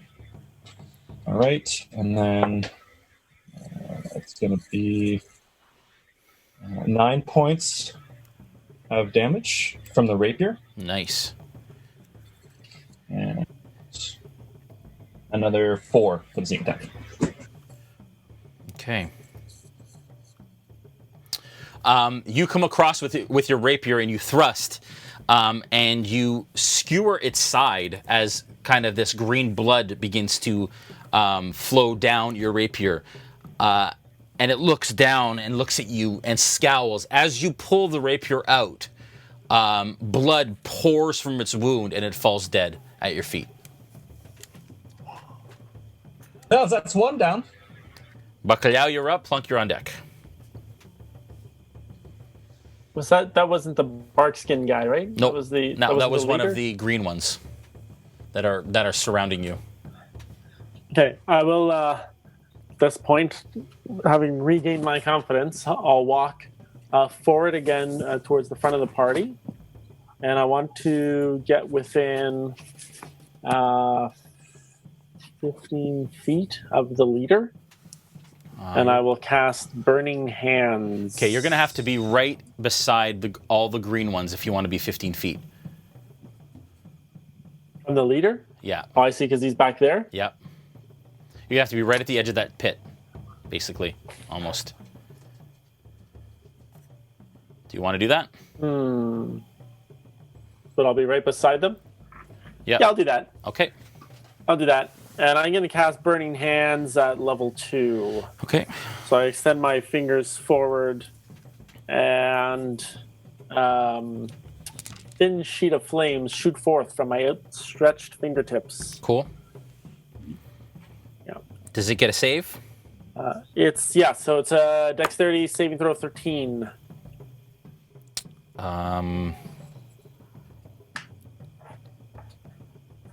It failed. Okay, so it will take 4d6 of damage, which is 14 hit points. Nicely done. That's for shooting my friend. And the fire hits it dead on, and it begins to pat out the flames and scream as you can smell.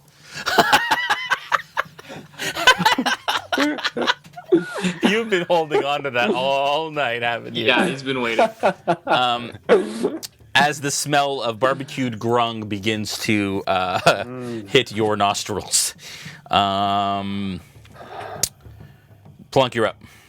Okay, so I'm going to pull out my ukulele and try to persuade, seeing that there's so many of them.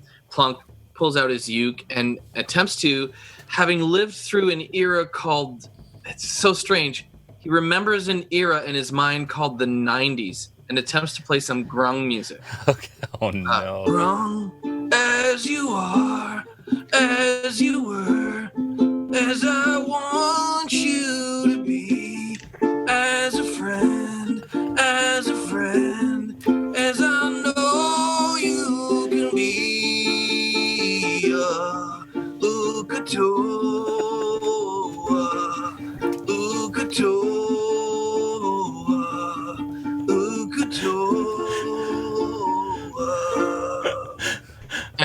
Trying to persuade the leader, the red frog, to please come as you are, as you were. We're trying to be friends. We worship Ukatoa too. Okay, and sorry, so what are you using with that? That's my. I'm just trying to persuade him to stop attacking us. Okay. All right. Can you give me a persuasion check with disadvantage, please? Okay. Come on, Spinner, don't let me down. Okay, that there. Okay, that is a +7. That's a 16. Or a... Come on, puppy. Or a 17. 16 or so 17. Oh, sorry, 16, I guess, with disadvantage. He rolled. Come on. He rolled an 18. And again, not quite understanding the words you're saying, and perplexed as to why music is being played during battle, it kind of looks at you and scowls. That was very good, though, sir. Very, very good. In fact, I implore our community to create a clip of that, and maybe it'll show up on D&D News tomorrow. Those of you that are watching on Twitch, please do so. All right. It is the Grung's turn. Those two Grung to the right of Bacalhau are going to... No, those two there. Yeah, are going to close in on Bacalhau. The one there is going to run at Yana. And as his comrade goes down, Yana, this one goes... And he kind of... I don't know why he sounds like a Tasmanian devil. And he runs at you with his dagger to a thick. The first one on you, Bacalhau, is 19. Does that hit? Yes. Second one on you happens to hit. Is a 20, so that hits. That also hits. And that is gonna be it's a small one. 6 points for the first one. 6 points for the second one. 12 points of damage as they with their daggers into your soft bits. And I'd like you to make a Constitution saving throw, please. Ouch. 7, of course. Oh no, that's another 7 points of poison damage from the first one, and another 4 points of poison damage from the second one. As you feel... What do we say? Unconscious is the word? Yes, you fall. Bacalhau crumbles in front at the edge of the pit. Thankfully, Josh has laid you back and not forward. But I would like you to make a dexterity saving throw as you're kind of falling down and crumbling if you manage to fall back and not forward into that pit. 13. I'll allow it. You crumble down directly straight and then to the left. as now Bacalhau's blood is soaking the grass in front of you. Did he get an opportunity attack on the one that moved away from him? It wasn't touching him. It was at least 4 feet from him, which isn't within melee range. Unfortunately. It wasn't adjacent to him. Right? They had to move in, yeah. That is... You mean the one that went up to Dajarkal? The one that ran up to Yana? Yeah, the one that ran up to Yana did not go... The other two had to run to Bacalhau. The other one was not adjacent to Bacalhau. So leaving his space wouldn't have gotten an opportunity attack, unfortunately. Dajarkal, you're up. Bolt, you're on deck. Okay, I would like to use that poison that I just pulled out to put on the tip of my spear and attack that same guy that I did last time. The one on the right. Sorry, in the tree. Josh just reminded me to attack Yana. So if I could just do that real quick. Yep, go ahead. And it's a miss. So the dagger you're able to deflect with your heavy crossbow. Sorry, Dajarkal, go on. No problem. Going to use that poison on the tip of my spear and attack the guy in the tree on the right. The same one that So you pour all of the poison on your spear? Not all of it. How much? Do I have to use all of it? Oh, you can use however much you want. Can I use... An ounce use at a time. An ounce of it then? Okay, you use an ounce of it. Yep. Okay. And I will throw it at that guy in the tree. And that is a 23 to hit. You're throwing your spear, right? What's the distance? What's the range on a spear thrown? 60. Okay. Wow. Okay. And that is 9 points of damage, piercing damage. Sorry, what was it to hit? 20-something. Oh, yeah. Okay. Yeah. Okay, and how much damage? 9 points of piercing damage. Okay. Does it do any poison damage, Jason? It does. You can't tell from this distance, unfortunately. But give me a perception check, please. Okay. Uh-oh. 11. Okay, yeah. From this distance, you can't tell what effect it had, but you know that it knocks him back into the branches as he tries to hold on up above. Okay. And he pulls the spear out, and it falls down beside the tree. So if you want to pick up your spear, you can go over there and do that. Okay. Okay, Bolt, you're up. Gaziel, you're on deck. Okay. Noticing that he's a spry little grung, I'm going to attempt to set the tree on fire by using Create Bonfire on which tree? On the one that Dajarkal just threw at, or the one that you attacked earlier? Okay, which one was the one that Dajarkal just attacked? It's the opposite one of the one that you... So the one that Dajarkal just attacked is to the left. Yours is to the right. Okay. I'll do the one that Dajarkal just attacked. Okay. And you can do that from a distance? That's the wrong one. Dajarkal, which one did you attack? That one that he pointed at. Oh, I didn't know that. I added... Yes. I'm going to have to change the damage that was done because that is the wrong one that I had.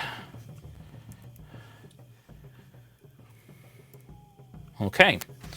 All right. And so you try to catch that tree on fire? Yeah, it's a 60-foot range. Okay, so yeah, all of a sudden the base of the tree begins to burn. It is really moist and really humid in here, obviously, as it is a jungle, and so you hear a lot of crackling, a lot of smoke starting, but it's starting to catch. How well we will see. Okay. It's a dexterity saving throw for a creature within the 5-foot cube. Oh, okay. So if you so you've casted the bonfire up within the tree where he is. Is that right? Oh, okay. Sorry, what's the save that he has to pass? Dex 15. Okay, he fails. Ooh, he takes 1d8. And it's a 6 fire damage. Nice. So all of a sudden it goes up kind of around him and it becomes he's starting to bat at his body, trying to put out the flames right now. So the fire stays lit for up to a minute. Yep. Okay. Gaziel, you're up. Who's unconscious in front of me? That's Bacalhau. Oh, okay. So I'm going to use my lay on hands. I'm going to use 5 of them. Okay, so you run up to him, and you place your hands on him, and you take 5 points as you come back. Bacalhau? Friend. You saved me. Those 2 Grung are now going to turn on you, Gaziel. Oh, shoot. That is a 20. That is not going to be enough. The first one hits with its dagger. It is going to do 8 points of damage. I'd like you to make a Constitution saving throw, please. Eesh. I got a 15. Oh, you are so lucky. The dagger digs in and pulls out, and you can see this a bit of kind of poison come off the end of it. But you kind of touch you're like, oh my gosh, did I? And you feel like you're okay. Like the poison hasn't taken any sort of effect on Also, you. I have the berries in me. Yes, you would have So got. I'm immune. Yeah, well, you're not immune, but you get. I'm not immune. You get advantage. So you should have rolled twice. You passed it. That's fine, but you get advantage. So you roll twice. But you're actually not immune to poison damage. You're immune to being poisoned or any sort of disease. So you can still take poison damage, but I think. Let me just double check here real quick, just to make sure I know I'm doing this right.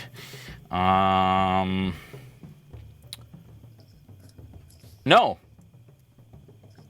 Yeah, saving throw. So it has to be a saving throw, which it was poison, so yes, it would have worked.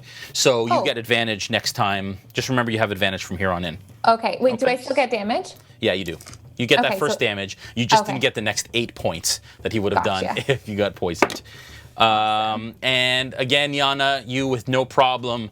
And he's just in a wild rage because you killed its brethren, and you managed to parry away its dagger with your hand crossbow. Snow, you're up, and then we're back at the top of the order with Yana. All right, I'm going to use Unleash Incarnation. I'll be attacking the red dude with my Echo, while I also move up 5 feet and attack the green one beside Gaziel. Cool. You doing Echo first? Yes. Okay. So that is a 17 and a natural 1. So the 17 with both attacks for the Echo? Sorry? Sorry. Yeah, so that's a 17 and a natural 1. Okay. So the 17 hits. If you can roll damage for that, please. Okay, yeah, that's 9 points. Okay. And then the natural 1. Natural 1 doesn't matter. You missed. So he comes across with the scimitar and cleaves this red one, basically like nape to navel, just like right through it. It splits in half and it falls into the pit. But your Echo's blade kind of became stuck inside of it, and it pulls your Echo into the pit. With your your natural 1. Now it's your turn. All right. Did the Echo take damage? It would have, yes, absolutely. Then it dissipates with a single point. So it's, okay, yeah, it's gone. Okay. So I'm attacking the green Grung. Yeah. And I do. So that's 24 and 11 points. 24 and 11 to hit. The 24 hits, the 11 does not. Okay, that's 9 points of damage to this one. And which one are you attacking right now? That one there. Sorry. He looks like a Gregory to me. The last one, 4. He looks like a Gregory. You said 9 points? Yeah. Okay. Definitely Gregory. And this one you slash incredibly deep, and his blood starts to pool and spurt. And he kind of steps back with this massive gash in his chest. Yana, you're up. Bacalhau, you're on deck. Okay, so Yana is just going to attack the one right in front of her with her rapier. Okay. Which is a... Oh, yeah, your rapier out. So you've been deflecting with your rapier, not with your... Yeah. Well, I have both. Okay. Yeah. 20, unnatural. Okay. To hit with the rapier. Yeah, that's a hit. Okay. And that's going to be... Roll. 10 points. Nice. With the rapier. Yeah. And she's going to do a bit of a spin. Yeah. Pull her hand crossbow out. And fire at the grung in front of Snow with her crossbow expert feat. Okay, and you again skewer this grung, and you pull out as part of its insides tumble from its belly, and it's kind of trying to grab it and put it back in with its dagger in its other hand, still standing. Okay. Yeah, still standing. And who you're shooting the other one at? The grung in front of Snow. Okay, do that. And that's a 21. That's a hit. All right. That's going to be 6 points. Okay. Of damage. And that one, the bolt skewers its head and it falls dead in front of Snow. Yana's a badass. Bacalhau, you're up. Plunk, you're on deck. The leader's still alive? No. It is dead in the pit. Oh. Can you point out is there just the one grung? Two grungs? That grung, that one? the one up in the tree. There's two in the tree, one in the bottom, and one still barely alive in front of Yana. Okay. But there's one right beside you. There is boy. I guess I'd have no idea which is the one that shot Snow. I'll look at the one in the tree to my left. Yeah. So I'll stand back up. Yeah. And I'll take my little burnt twig out of my component pouch. Yeah. And point it towards him. Yeah. And say, "We just wanted to talk." And I'll cast Witch Bolt with two on level 2. Okay.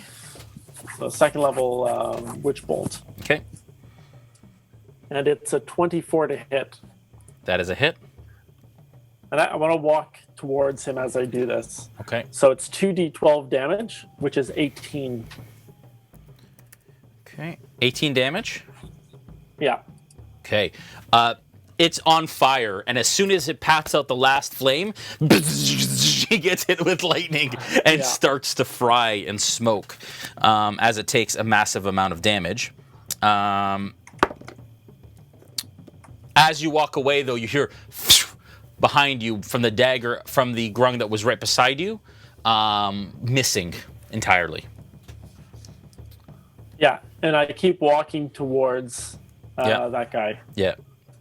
Yeah, Bacalhau just got dark. Plunkrawk, you're up. Okay, so I'm gonna pull out my uke again and point it to one of the grungs. Yeah. The green ones. Yeah. And I'll go, green grung, green, green, green, green grung. All I want to do is kill one. And I'll cast dissonant whispers on one of them, using that melody, but a terrifying version. Okay, what's the DC? Wisdom 13. It failed.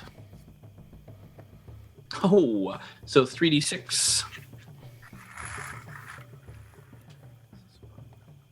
That's a 3. That's a 1. That's a 4. So what's that? 8 points? Okay. As the grung grabs its head and starts to scream in agony from the dissonant whispers. That grung is not kind of seeing a way out at this point. Turns around and leaps 25 feet this way. Closer to the temple. And it's going to leap again, actually. Do we get opportunity attacks when he does it? No, because he was out of your space, and Bacalhau just walked away from him. Okay. Right. And the other grung, with one last attempt, is going to strike at you Yana, that is going to be enough. That's going to be a 23. And that's going to be 8 points of damage, Yana. I'd like you to make a Constitution saving throw, please.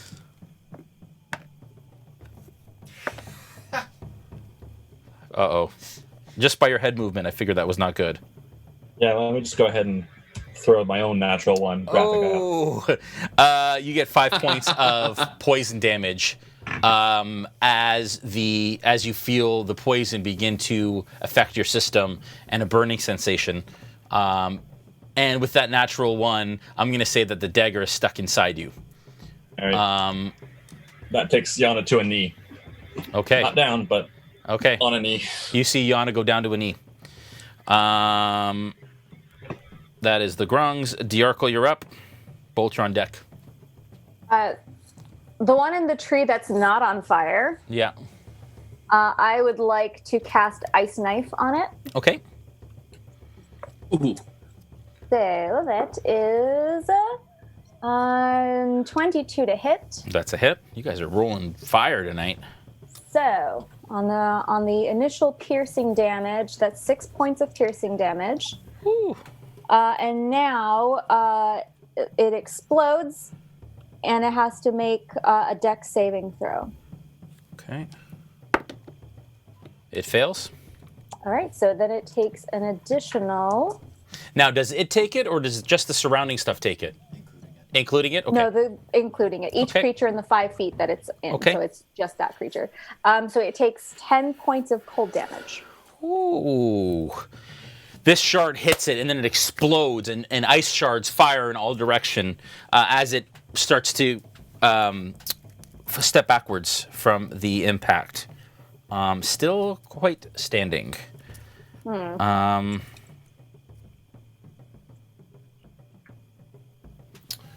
All right. Bolt, you're up. Gaziel, you're on deck.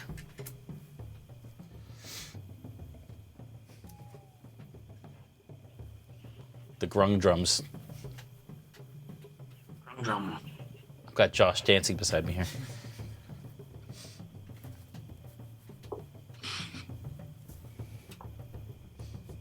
Gaziel, you're up. Oh, Bolt's up. Sorry. Oh, I thought Bolt. Yeah, okay. Huh? Oh, you're muted, Bolt. You were muted the whole time. Oh. I was? Yeah. Oh. I was like, oh, what's happening? Yeah. Sorry. Okay. Say that again. Noticing that Dajarkal just used ice on that one in the tree, I'm going to turn to it and I'm going to say, you look like you could use a little warmth. And I'm going to cast bonfire on that tree. Okay. And yeah, he looks a little cold. I think he could just use a little warming up. And the DC again? It's a DC 15 dexterity. Misses. He fails. Sorry. He failed. Okay, he takes 7 fire damage. I know. He takes how much? 7? Yeah. Okay. He just got iced. Now he got fired. You're fired. All right. Gaziel, you're up. Is there any grung within like 10 feet of me? Yes. The one that is currently picking up its innards and stabbed Yana. Oh, perfect. I'm going to just take my longsword and just, because you said its insides are falling out? Yeah. So I'm going to take my longsword and kind of jab it in his insides and like twist it. I'm going to go, this is for dinner. Wow. We got Dajarkal over there, and now we got Dajarkal. Oh. All right. So can you make an attack, please? Yes. Yes, I can. Okay. When I see her doing that, when Plunk sees her doing that, I turn to the others and go, remind Plunk, stay top Gaziel friend list. I got 17. Okay, that is a hit. Damage? Oh yeah, I forgot. I was so excited about my movement that yes. Damage is 9. That is enough.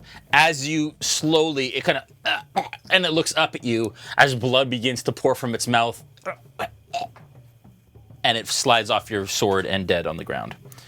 I'm just gonna make it drip all over beside me, over its body.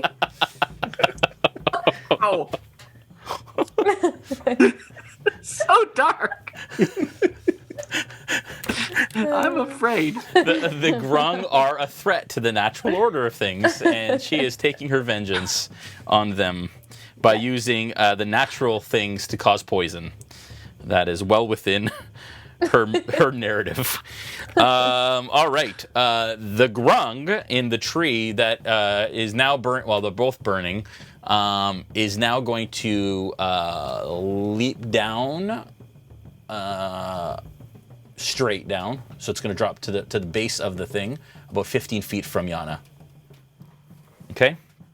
And Yana, I would like you to make a wisdom saving throw, please. No, thank you. Too bad. You're allowed to do that? No, you're not allowed to do that. The shot. That's pretty good though. Wisdom save? 16. Okay. That's enough. The Grung looks at you, goes, it makes like this churring sound that all of you hear, and it begins to kind of like, you feel like almost like a stunning effect start to take place, and you shake it off. As it does. The other Grung is going to jump down from its... The one on the other tree's dead? No, it shouldn't be. How did it die? No, it got witch bolted, but it's still standing. The other Grung died. The other green Grung. All the green Grungs are gonna. That one is gonna jump straight down too, and it's gonna do the same thing, and it's gonna join on this side though, because it's gonna, yeah. And Bacalhau, you have your witch bolt trained on it. And it starts to jump down from branch to branch, and you're moving your witch bolt kind of down, keeping it trained on it. And it looks at you. I'd like you to make a wisdom saving throw, please. 21. Okay, same thing, churring sound, and you feel it starting to take purchase, and then you're able to shake it off. You basically put your head into your shell to block the sound. Snow, you are up. Yana, you're on deck. Okay. So the one that just made an attack at Bacalhau, I'm going to manifest an echo, I guess, beside it. Okay. So that it doesn't get in the way of the witch bolt. Yep. And the echo is going to make with a 12 and a 19. The 19 hits. Okay, that does 9 points of slashing damage. Okay. As it comes across with its scimitar, you sense that it cut deep just from where you are and what you're perceiving. And it's not doing well as it takes a knee, and you feel it kind of hit the ground with its knee. Bacalhau, you're up. Plunk, you're on deck. Sorry, Yana, you're up. Bacalhau, you're on deck. Okay. Yana is going to pull herself to her feet as best she can and kind of take a wild swing at the. Oh wait, no, it's dead. It's dead.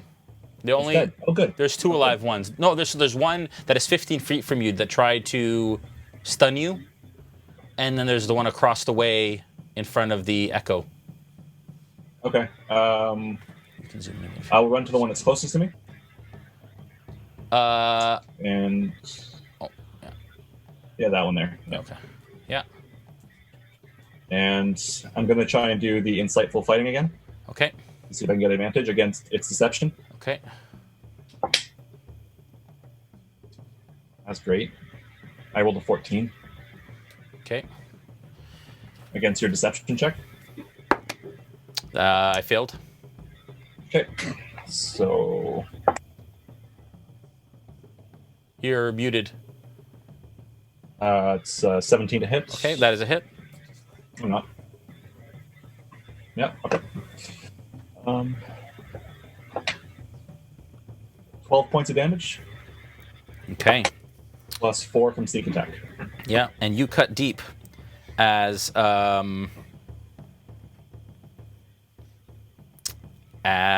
sorry. Okay. Go. Sorry, you did your sneak attack already? Yeah. Okay. Sorry, what was the total? 12 with the rapier, Okay. and then another 4 from sneak. Right. It falls dead in front of you. Okay, and Plunk, you're up. There is one Grung that is still. Oh, Bacalhau's up. oh, Bacalhau's up. Sorry. Yes. So I remember in this moment when I'd watched my master frying people with electricity, and I couldn't understand why he was having fun. And now I realize how much fun it is. And I say to the rest of my party, I've got this one, as I continue to strike. Now, because I didn't do any damage, or I didn't take any damage, it's an automatic hit for another 2d12s. Wow. And so it's gonna be 17 more. Okay. And that is enough to dispatch that last one. And I'll continue walking towards it as he kind of cooks.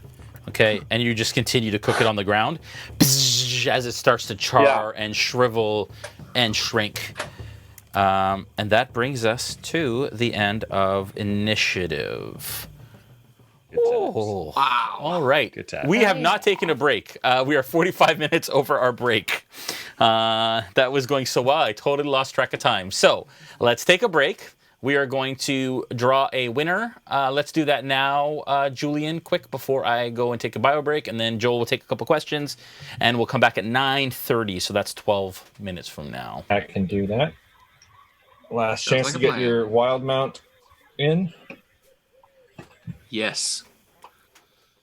And Yeah, folks, if you're in chat Yeah. on Twitch, on the twitch.tv/RealmSmith, make sure that you enter for the Wildemount source book. Yeah. And yeah, we'll do a giveaway. So, winner is. Oh, well, that's not. Chad. Shad entered? You dingus. Shad is our moderator. He can't win. Redraw it, he said. Okay, redraw. All right, let's try that again. There we go. The Antipodian D20. Antipodian D20 Our from down friend under. from down under. That is right. Congratulations. You have a digital copy of The Explorer's Guide to Wildemount for your D&D Beyond experience. As we roll here in the center of the screen, you'll see that these are the lists aboard the ships in our revelry. They have both upgraded their ships from caravels to sailing ships, and they are currently adding to their crews. So if you want to be a pirate in the revelry and join a ship and enjoy all of our craziness that occurs in our community and all of the wonder that is our community, you can subscribe on using Twitch Prime or Tier 1 through Tier 2, 3, and you will be added and you can enjoy. All right, I will be right back.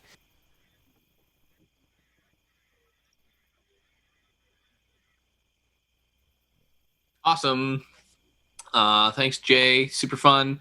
Okay, let's do some questions. Most everyone, other than Julian, is gone to have a little bit of a bio break. But let me see if I can. Let me see if I can find one for me. If there are any for me, but that's fine. If there aren't any, that's okay. Christina's back too. I won't take it first. Sorry? Christina's back. Oh, hey, Christina. How you doing? So Okay. good. Eating Let's- cheese. And Adam. Oh, yeah.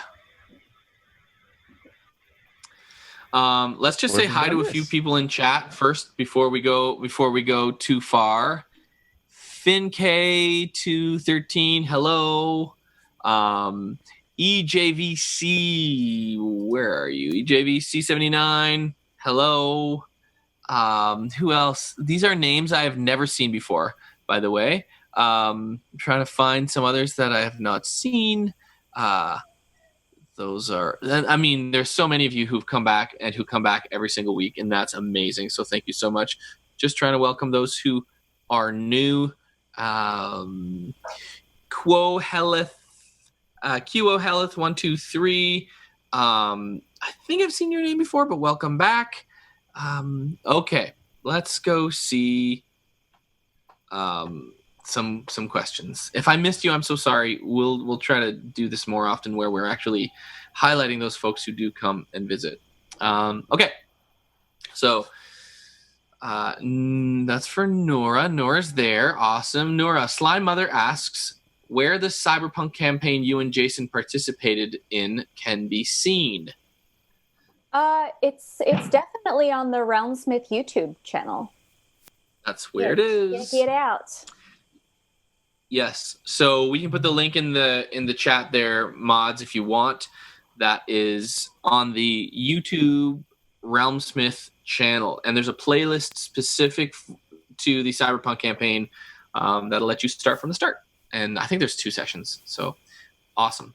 Is it 2 or is there Gary 3? Diamond's version 2. Oh, there's 3 sessions. I think so. I think there's 3. Okay. Cool. Awesome.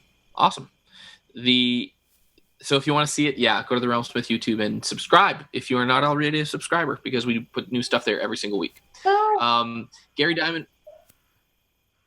Diamond version 2. What is Joel drinking? This was a pina colada that my wife made for me. It is I think it's the 2nd day of kids not being on Zoom school. So we decided to do a little celebration, and that is why the lay and the signs, the seaside, and the tropical theme. Vacation time, which is really fun. Sakura 163 question, where did you get the bonfire mini? Oh, I think we just lost everyone. No, on the Twitch. We've lost a video, so I'm rejigging. That was my bad. All right. No worries, folks. If you can't see roll up us a little ball of yet. cotton and dip it in alcohol, and then light it and place it on your game. Recommended. Don't do that. Don't light any cotton. You see the little fire there on Dungeon Master Jason's circle. There's a tiny little fire there. That's the bonfire mini I think that people are talking about. And it was the one that whenever Bolt fired a bonfire, that's the one that Josh was moving around on the table. I don't know where. Brandon, do you know where that mini's from, or does anyone know where that mini's from? That came in a WizKids set. Oh, WizKids for the win. Yeah, they make great minis. A lot of environment and terrain minis, super cool. Yeah, and I know Jay uses a lot of them. I don't remember the name of the set, but it's got statues and stuff in it. I'm pretty sure some of them are on the board right now. We used it in Dragonsbane as well when you guys were going to, talk to some god. Yeah, they have these little switches on them. You can just turn them on. And the cool thing is on a stream like this, the cameras that we're using actually make it look like it's pretty real. Like it's pretty awesome. So Mazmaz 1988. So is any of this stuff in the book, or are we purely into homebrew territory? So we did the first of the, I believe, adventures in the book, the one that James Hake wrote for Tides of Wildemount. For Wildemount. And then now we're, I think, 2 sessions in, right, Julian? We're 2 or 3 sessions into purely homebrew. Yeah, so as soon as you guys finished up with the Sahuagin, that was the end of pre-written content.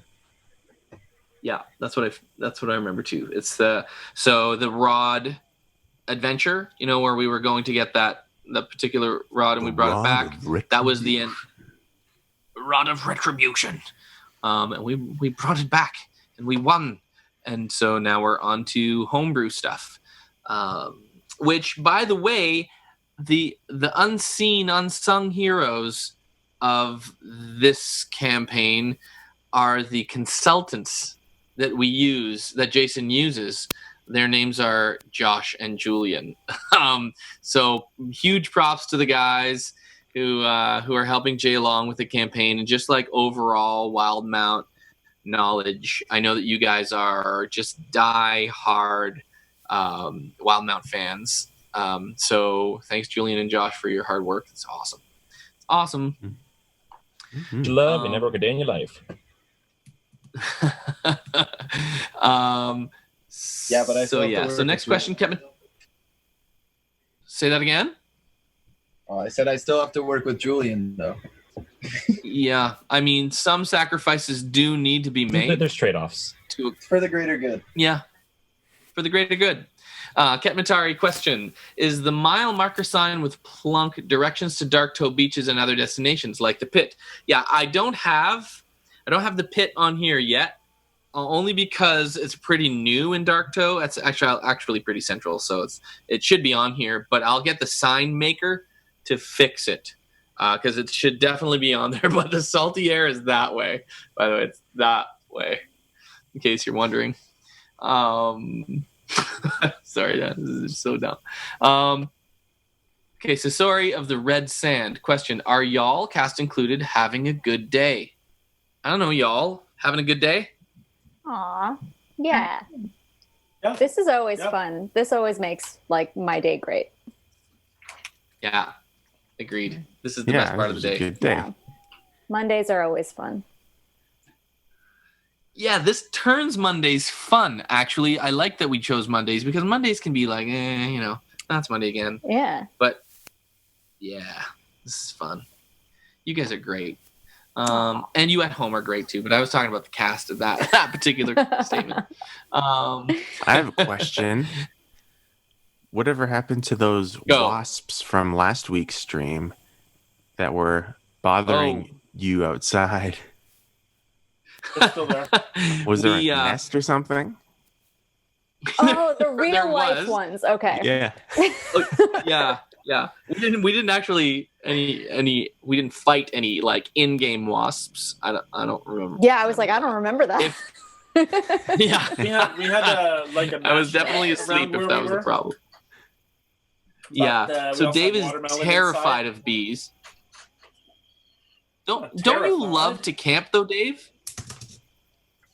Yeah, I'm not terrified of them, but when they're trapped in a small space with us, I think we want to have eat the same proof food they want to. to the contrary. Just go back to the tape, Dave. You're breaking up. there- Okay, am I? Nobody can hear Guys, you. if you I think your want to mic's see muted. someone who's terrified of bees, just go to last Okay. week's session. No, don't do it. But Joel's wife, Mrs. Plunkrawk, brought out a bee wasp trap thing and hung it near us. Remember She that? did. That's Very what happened. So halfway through the session, Michelle brings out this fake wasp nest, because that's what you do to deter wasps, and she brought it out to the session, which was very funny. That's awesome. Joel, did you announce how the new giveaway works? I did not.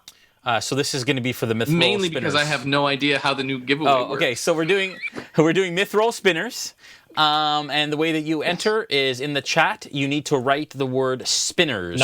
Not yet, though. Oh, not yet though. Okay. Not yet, though. Okay, not yet. Soon, because we need to jump back in. But soon, you will write down in the chat, much like the last one, the word spinners. And you will be entered to win 2 spinners from Myth Roll Armory in a nice little case. And you guys are shipping soon, aren't you, Joel? Sorry, say that again. You guys are shipping soon, aren't you? We are shipping soon. Awesome. Yeah, in the next few weeks. Awesome. So we're very, very excited. This June is the goal, short of any disastrous warehouse issues, Right. which I won't say can't happen. Right. But we'll let people know if there's any of those issues that come up. Right. Okay, one last question, and I think it's a good one because it has to do with DMing and playing, like both sides of the equation. And I don't know that we've discussed it before. Might be good to discuss it both on the player's table and behind the screen, Jay. But David Bastianson asks, has the party discussed PvP? Noura's face tonight was pretty surprised when Plunkrawk did the thing. No. Yeah, I was surprised. We haven't discussed PvP, but it is a very real thing at RealmSmith tables, as we've known from the past, and is a possibility. Absolutely, that flame you can see it's burning right here. It's still. Joel's characters like to try things out on the rest of us. Try things out on his fellow party members. Here's what I liken it to. Like, this reminds me of being in a band a lot. I was in a band for many years. It's inevitable if you are close to people that you fight with them. It's impossible to be in close quarters with people and not be at odds with them sometimes. So I don't do it all the time. I grew up with 3 younger brothers. I expect it. I'm here for it. I'm ready. You know. I was not offended by it in any way. Awesome. Yay. All right. Okay. Thanks for to the revelry, and cheers to the revelry. You guys are doing an incredible thing and growing our community and doing all kinds of awesome stuff. So thanks for the subscribers and for those that have followed us tonight. We really appreciate it. If you like what you've seen, please definitely at least follow us so that you know both on the D&D and on the RealmSmith channel, so you know when we go live and can follow all of our hijinks. All right. You guys are currently approaching the temple. It is a stepped pyramid of sorts. For the sake of brevity, you close the distance and are now currently at the foot of the temple, and you begin to climb it. I'm assuming that's what you guys want to do. You guys are moving towards the temple. I would like to wild shape into a giant wolf spider, please. Okay. Do we have a spider handy? Uh-oh. Well, I don't know where it went, but we got you. We got you. Ooh. I'm gonna kind of hobble up to Gaziel and just look and say, would you perhaps be able to at least help with some of this? These poison wounds are not healing quite nicely. Oh, do you want me to fix you by like laying my what would you like me to do? If you could, I did not. Was I able to address these as best as I would like? Yeah, I can lay on hands. I have a couple of lay on hands left. I'm also quite hurt, but I guess that's okay. Yeah, I can split my lay on hands between the both of you. Crap! I should have waited to wild shape until I healed people. I'll reach over to Back and put my hand on his back without him knowing and do a cure wounds. Okay. So that's just so you know, that is 1d8 plus 3. All right. Can I get a marching order, please, as you climb the temple steps? Oh, also, sorry, before I'll give 5 health to both of you. Okay. Both you and... Very nice. How much, Joel? You got 7 from me, Back. Wow. So I'll say thank you, Gaziel. That was a lot. And then also to Yana. The 5. You did it without me knowing, right? Yeah.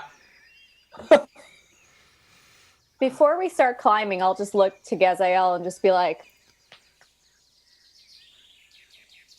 and then I'm going to go, cowgirl time!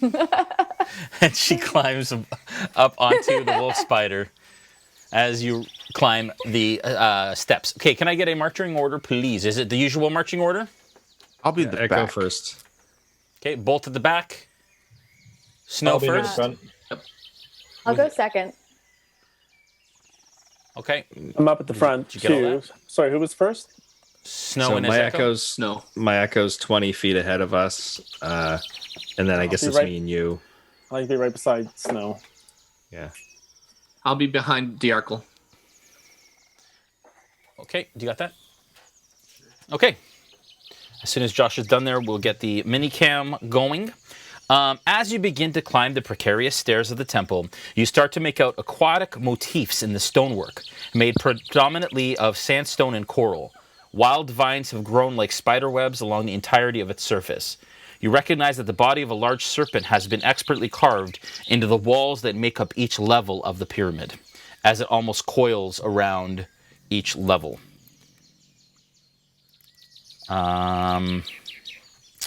You guys head straight up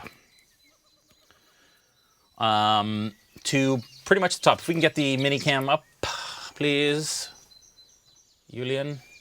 Do we recognize this serpent? Is it significant? Give me an investigation check. The 21. The only thing that you notice of the serpent as you kind of like run your hands along the inscription or the carving, you can see that there are little eyes that are all along its body, the length of its serpentine body. Carved in. Okay. You manage to climb the entirety of the staircase right to the top without any sort of issue. And your echo now is at the top of the stairs. You cannot see through its eyes, of course. So you stop kind of 20 feet from where you know it is, which is kind of the next step down. What do you do, Snow?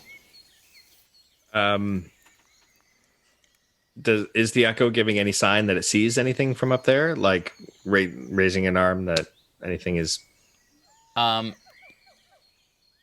What is the understanding that you have with your echo? I guess just that, like, you know, kind of like SEAL team signals.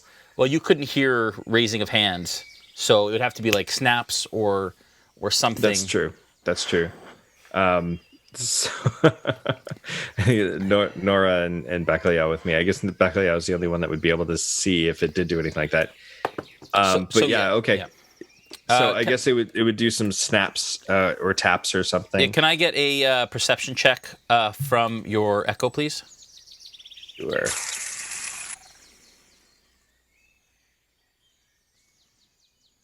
All right, 22. Okay. With the 22, Bacalhau, you see the echo look back at you all and kind of motion you forward, like everything's safe.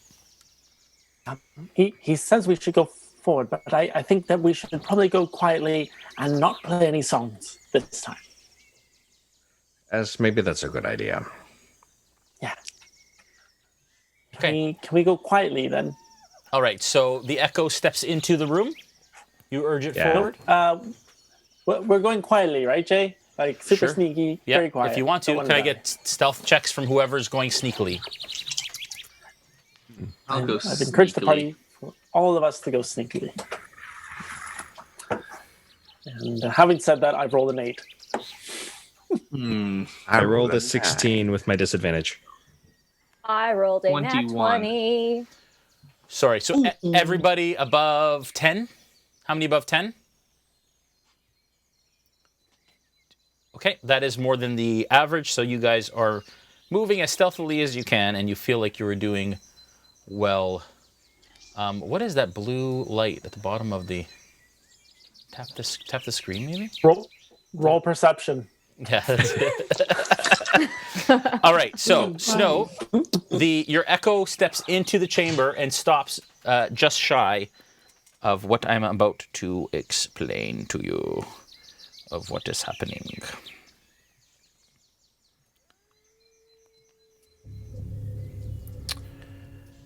All right.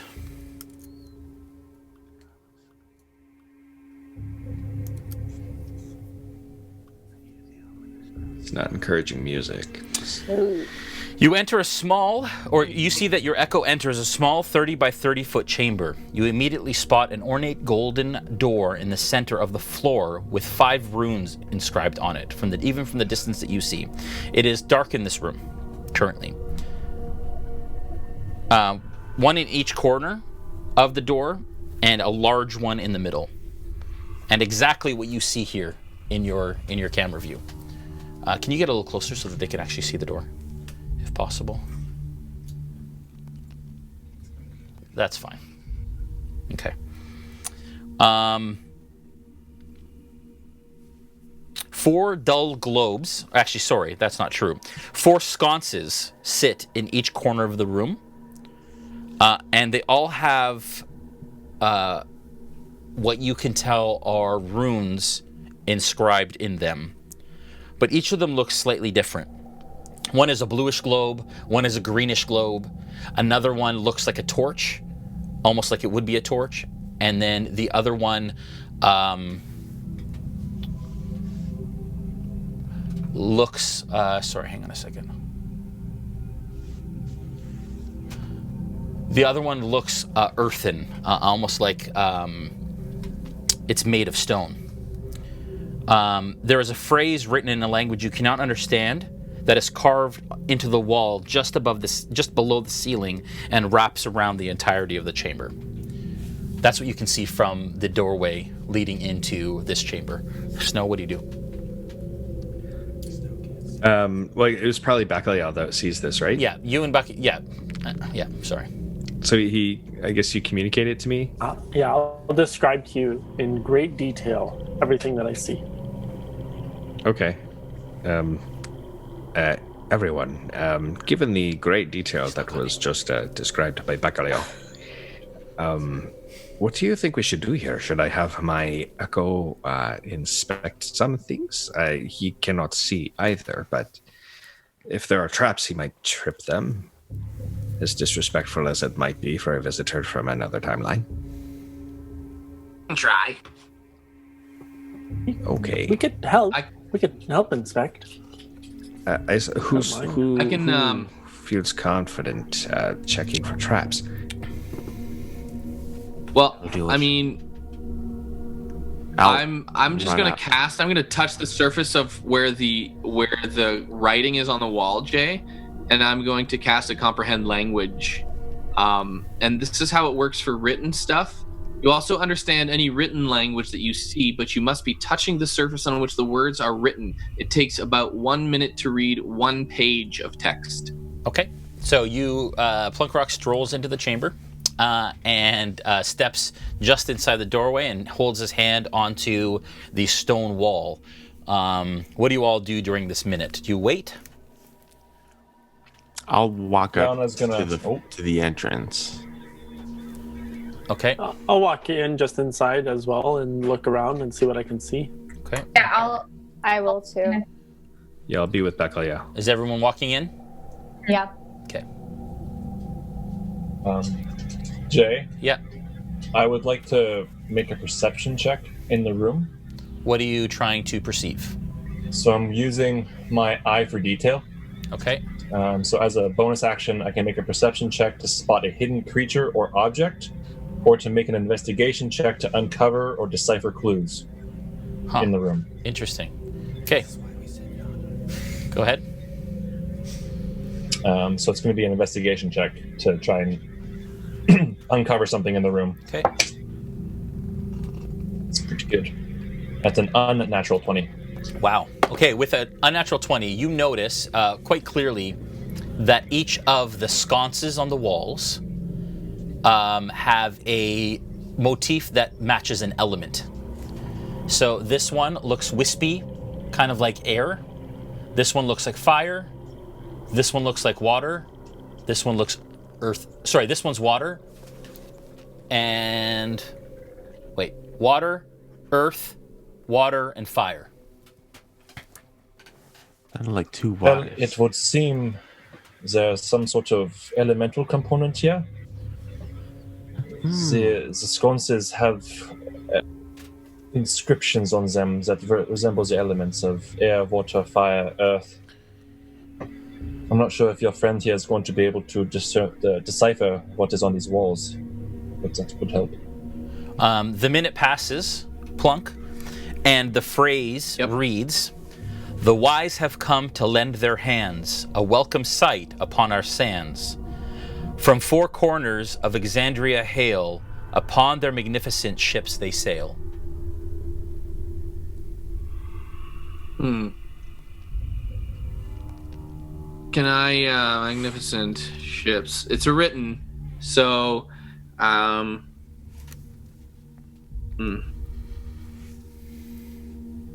seems piratey. Jason, Yeah. is any of this from my dream that I had? Like, do I recognize any of this? Give me a history check.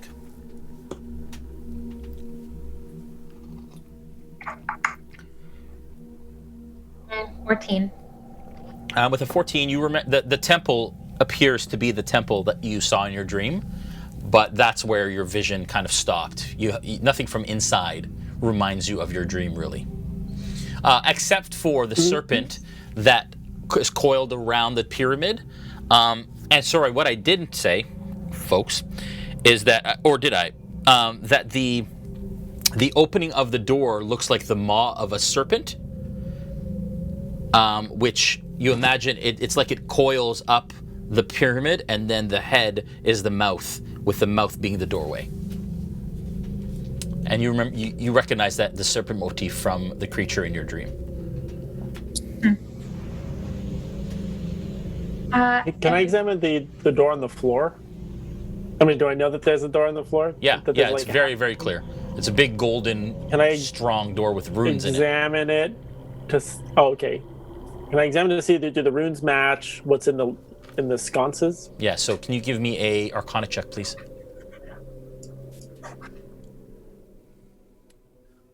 Eight. Okay. With an 8, you imagine that they do somewhat match, but you don't know necessarily how. You see that there's a correlation, but these runes are very ancient magic. Yana, do you see any correlation between what's in the corners versus what's on the door? Jay, What was your score again? Sorry? 20. 20. With a 20, unfortunately, it's magical in nature. It's not just information. I need you to make an Arcana check to try and see if you can extend your investigation to of magical nature. That's gonna be again an unnatural 20. Wow. Yes, you imagine that each rune coincides to the corner that it speaks to, that it refers to. The center rune, you're not sure.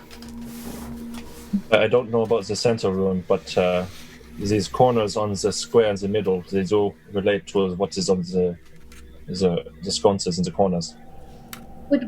Are we able to remove the sconces and bring them towards the center? Are they removable? Do you want to try? Yeah. Investigation check, please.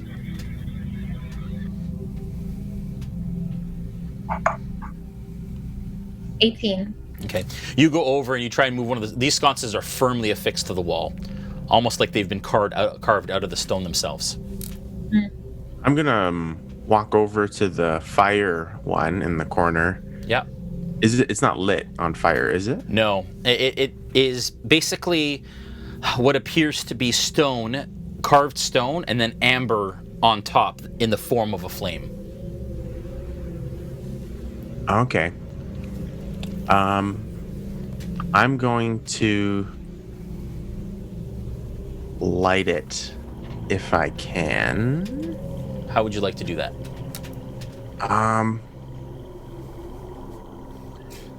I will.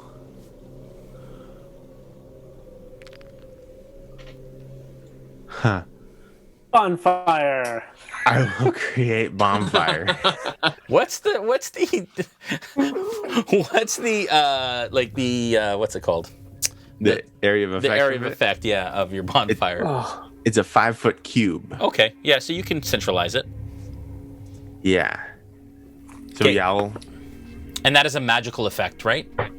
carefully. Yeah. Okay. So you create a bonfire right on top of it at its base. How do you want to? Right, so that it looks like it would catch on just the part that would be the lit part of the torch. Okay.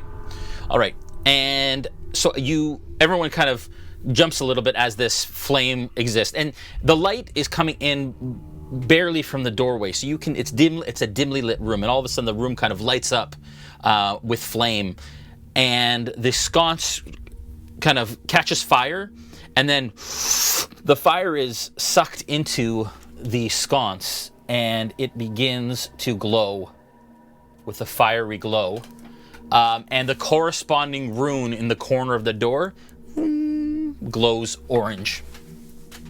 Okay. I know. I'll go over to the water Done, one Dragon Ball. Yeah. and use prestidigitation to light it. Okay. And you can create water with prestidigitation. I know you can soil and clean something, but I don't think you can create water. No, but thank you for giving away something. You're welcome. Could I run outside, pick up some dirt from the ground and come back? Yeah. You come back in. Yep. So it's not a torch in the corner. What is it, like a bowl or something? Sorry, in this corner here? Like the water one. So the water one looks like, again, like it's built in a coral kind of water motif with tentacles coming over a coral stone with a rune in it. I want to take the dirt that I took and kind of put it towards the earth rune and just... Okay, you kind of like sprinkles, and it just falls to the ground. Oh. I'll go over to the wind one. Yeah. And with prestidigitation, I can create a puff of wind. Yep. So I'll go over and create a puff of wind at it.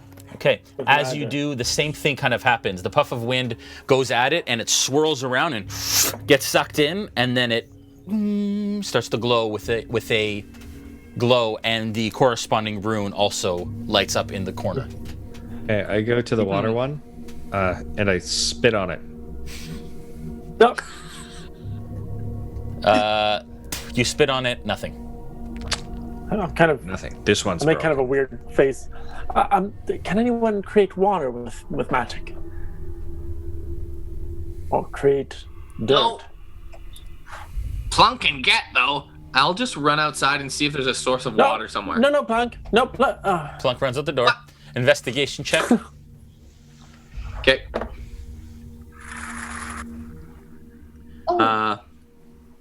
That's an 11.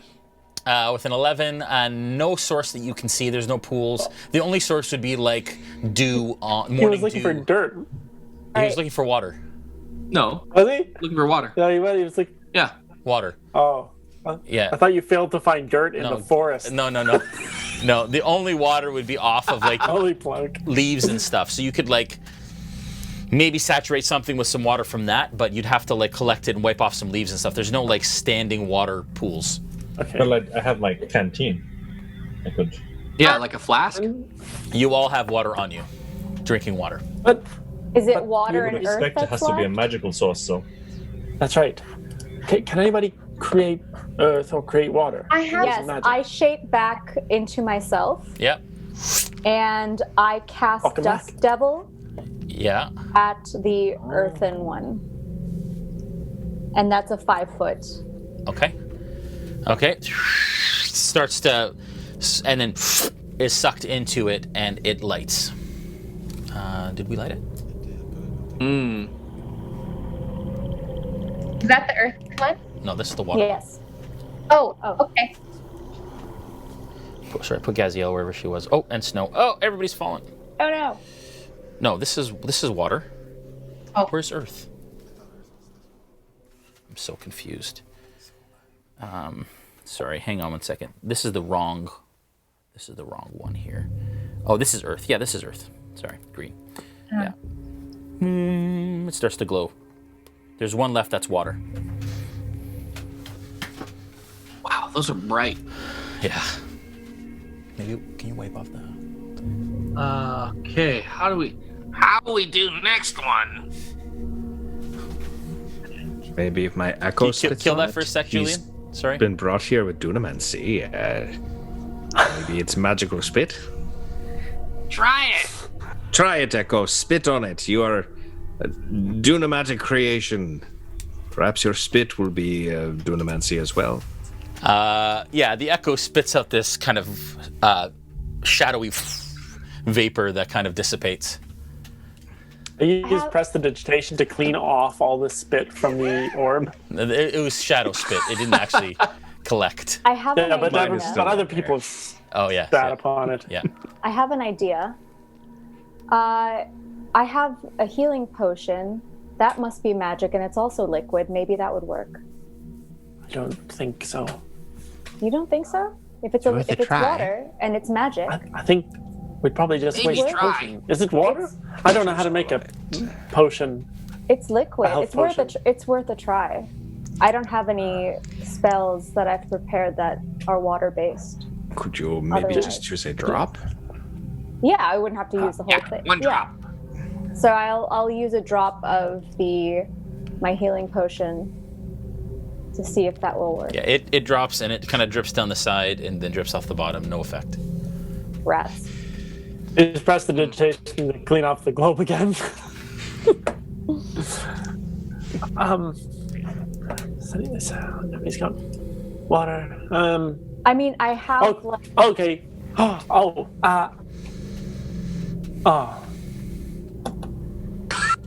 I wonder if there's a way that we could use our helmets, our water-breathing helmets. Are they still wet? What if we filled one with water, then stuffed it over the globe?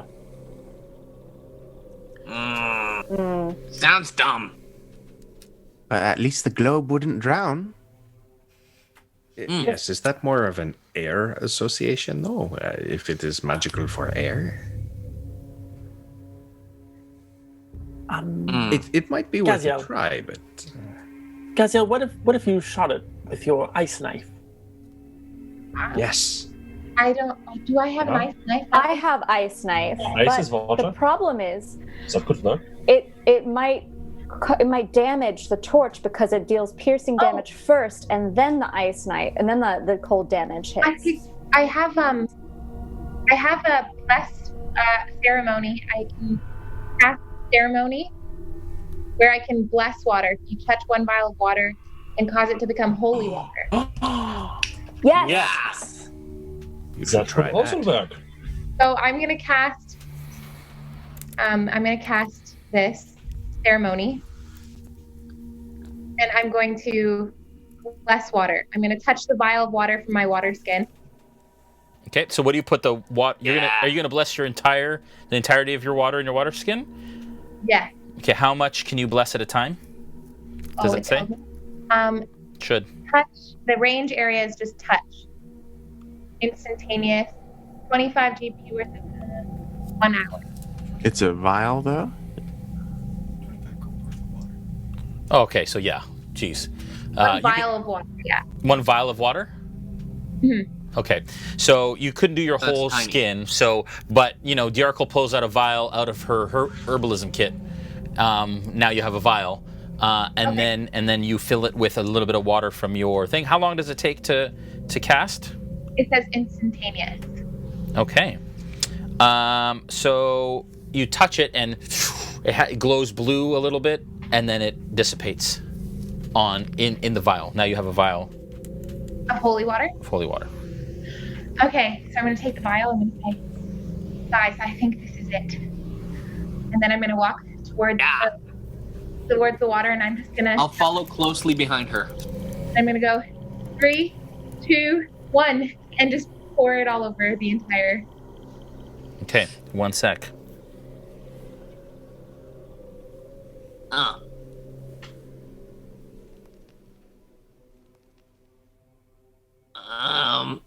Hang on, I'm trying to figure out if this will work or not. He's making sure the science is solid here. I'm gonna give it to you. Viewers. You know what? That's creative. Yeah. I'm gonna say it works. The last sconce comes to life as it sucks in this holy water. But for some reason, it glows a color that you didn't necessarily expect. You expect the water rune to glow blue or some form of... It's not glowing at all. There it is. Oh, there it is. But instead, it glows red. And the corresponding rune also glows red. When they're all 4 of them are glowing, all of a sudden the rune in the middle starts to glow this bright blue color. And you hear a... Us too. What do you do? I suppose Try the door. Open the Echo door. friend should open the door. Okay. Oh. Your Echo friend reaches down and grabs the big gold ring. I'd like him to make a strength athletics check, please. I'm going to step back away from the door. Okay, you're already back in the corner as far as you can go. So is 15. Plunk. I'm like crouching, looking very closely and intently at it. With a 15, the Echo has to step on the other side in order to do it. And manages to open the... Go ahead. So we've got so Snow is crouching. So crouching tiger is Bolt hiding. Crouching tiger, hidden dragon. Yeah. Or no, that's wow. That was complex. That was quite complex. long. Yeah. All right. Yeah. So Bolt manages to open this. Sorry, not Bolt. Your Echo manages to open this door, and it creaks. And you can immediately, the room starts to fill with just like a mist, like a warm, misty vapor. A lot like the steam that had been kind of escaping through a lot of the vents that surround the temple. Plunk, from right behind you, if you had been a step back, the door slams shut in a solid wall of stone. And you guys are now trapped in the chamber. The open door below you, and that is where we'll end the session for this evening. No! Oh, it's good. It's good. Oh, man. I mean, we could keep going if you want to, but it is 10 o'clock, so. You're a cruel god, Jason. I'm sweating a little. It's I'm so sweating a good. little. It's so good. Well, thanks everyone for watching and tuning in. We will do the draw now, Julian, whenever you can. Again, we'll give you actually one last chance while I do some final announcements. If you want to win some Mithril spinners, write spinners in the chat, and if you write it more than once, you will be disqualified, so do not do that. And we will do that draw in a couple minutes. Tomorrow night, we have Behind the Screen, where we will do the usual sort of Q&A that we typically do. And then Thursday, we have Players Table with Joel Auge, who will be hosting. He is showing off Van awaiting the spinners as right now, which will be shipping in June. In a couple weeks. And I think today's the last day to order them as well. And today's the last day to order them. So if you haven't, that is correct. Tomorrow. If you Today don't, is the last day to order. If you don't win one now, go ahead and order them at mithrilarmory.com. Yep. Okay, mithrilarmory.com. I want to thank all of our sponsors, of course, Sirenscape, Dungeons & Dragons, and all of our product sponsors as well. If you liked what you've seen tonight, make sure that you subscribe with either your Twitch Prime account, which doesn't cost you anything but helps us do what we do, as well as at Tier 1, Tier 2, Tier 3 to be entered into the Revelry and enjoy all of the perks that come with being a member as well. And if not, just follow us so that you can be notified every time that we go live, both on the D&D Twitch and on the RealmSmith Twitch. And make sure that if you subscribe, subscribe on the RealmSmith Twitch to be entered into the Revelry. But definitely subscribe to D&D because they're awesome. The winner is... Zordnael. Zordnael. You are the winner. Zordnael. You are the winner of a pair of spinners from Mithril Armory, including a handy little carrying case. Again, guys, it's been a wonderful week. You guys are inside the temple. I thought you would get a lot further, but that camping thing took a lot longer than I expected. As is typical, Joel's just throwing spinners. Joel. Apparently. You broke your keyboard. There goes Yeah, another. it did. There goes another laptop. Yeah. All right, love you guys. Be safe. Hopefully, we'll be around the table soon. If not this season, then definitely at the beginning of Into the Mist, come mid-July. Fun. But guys, being around this table at this temple would be really, really awesome. Oh, So let's try and make that happen as soon as we can. Love you guys. Be safe and have a good night. Bye. bye. Bye. Bye, all.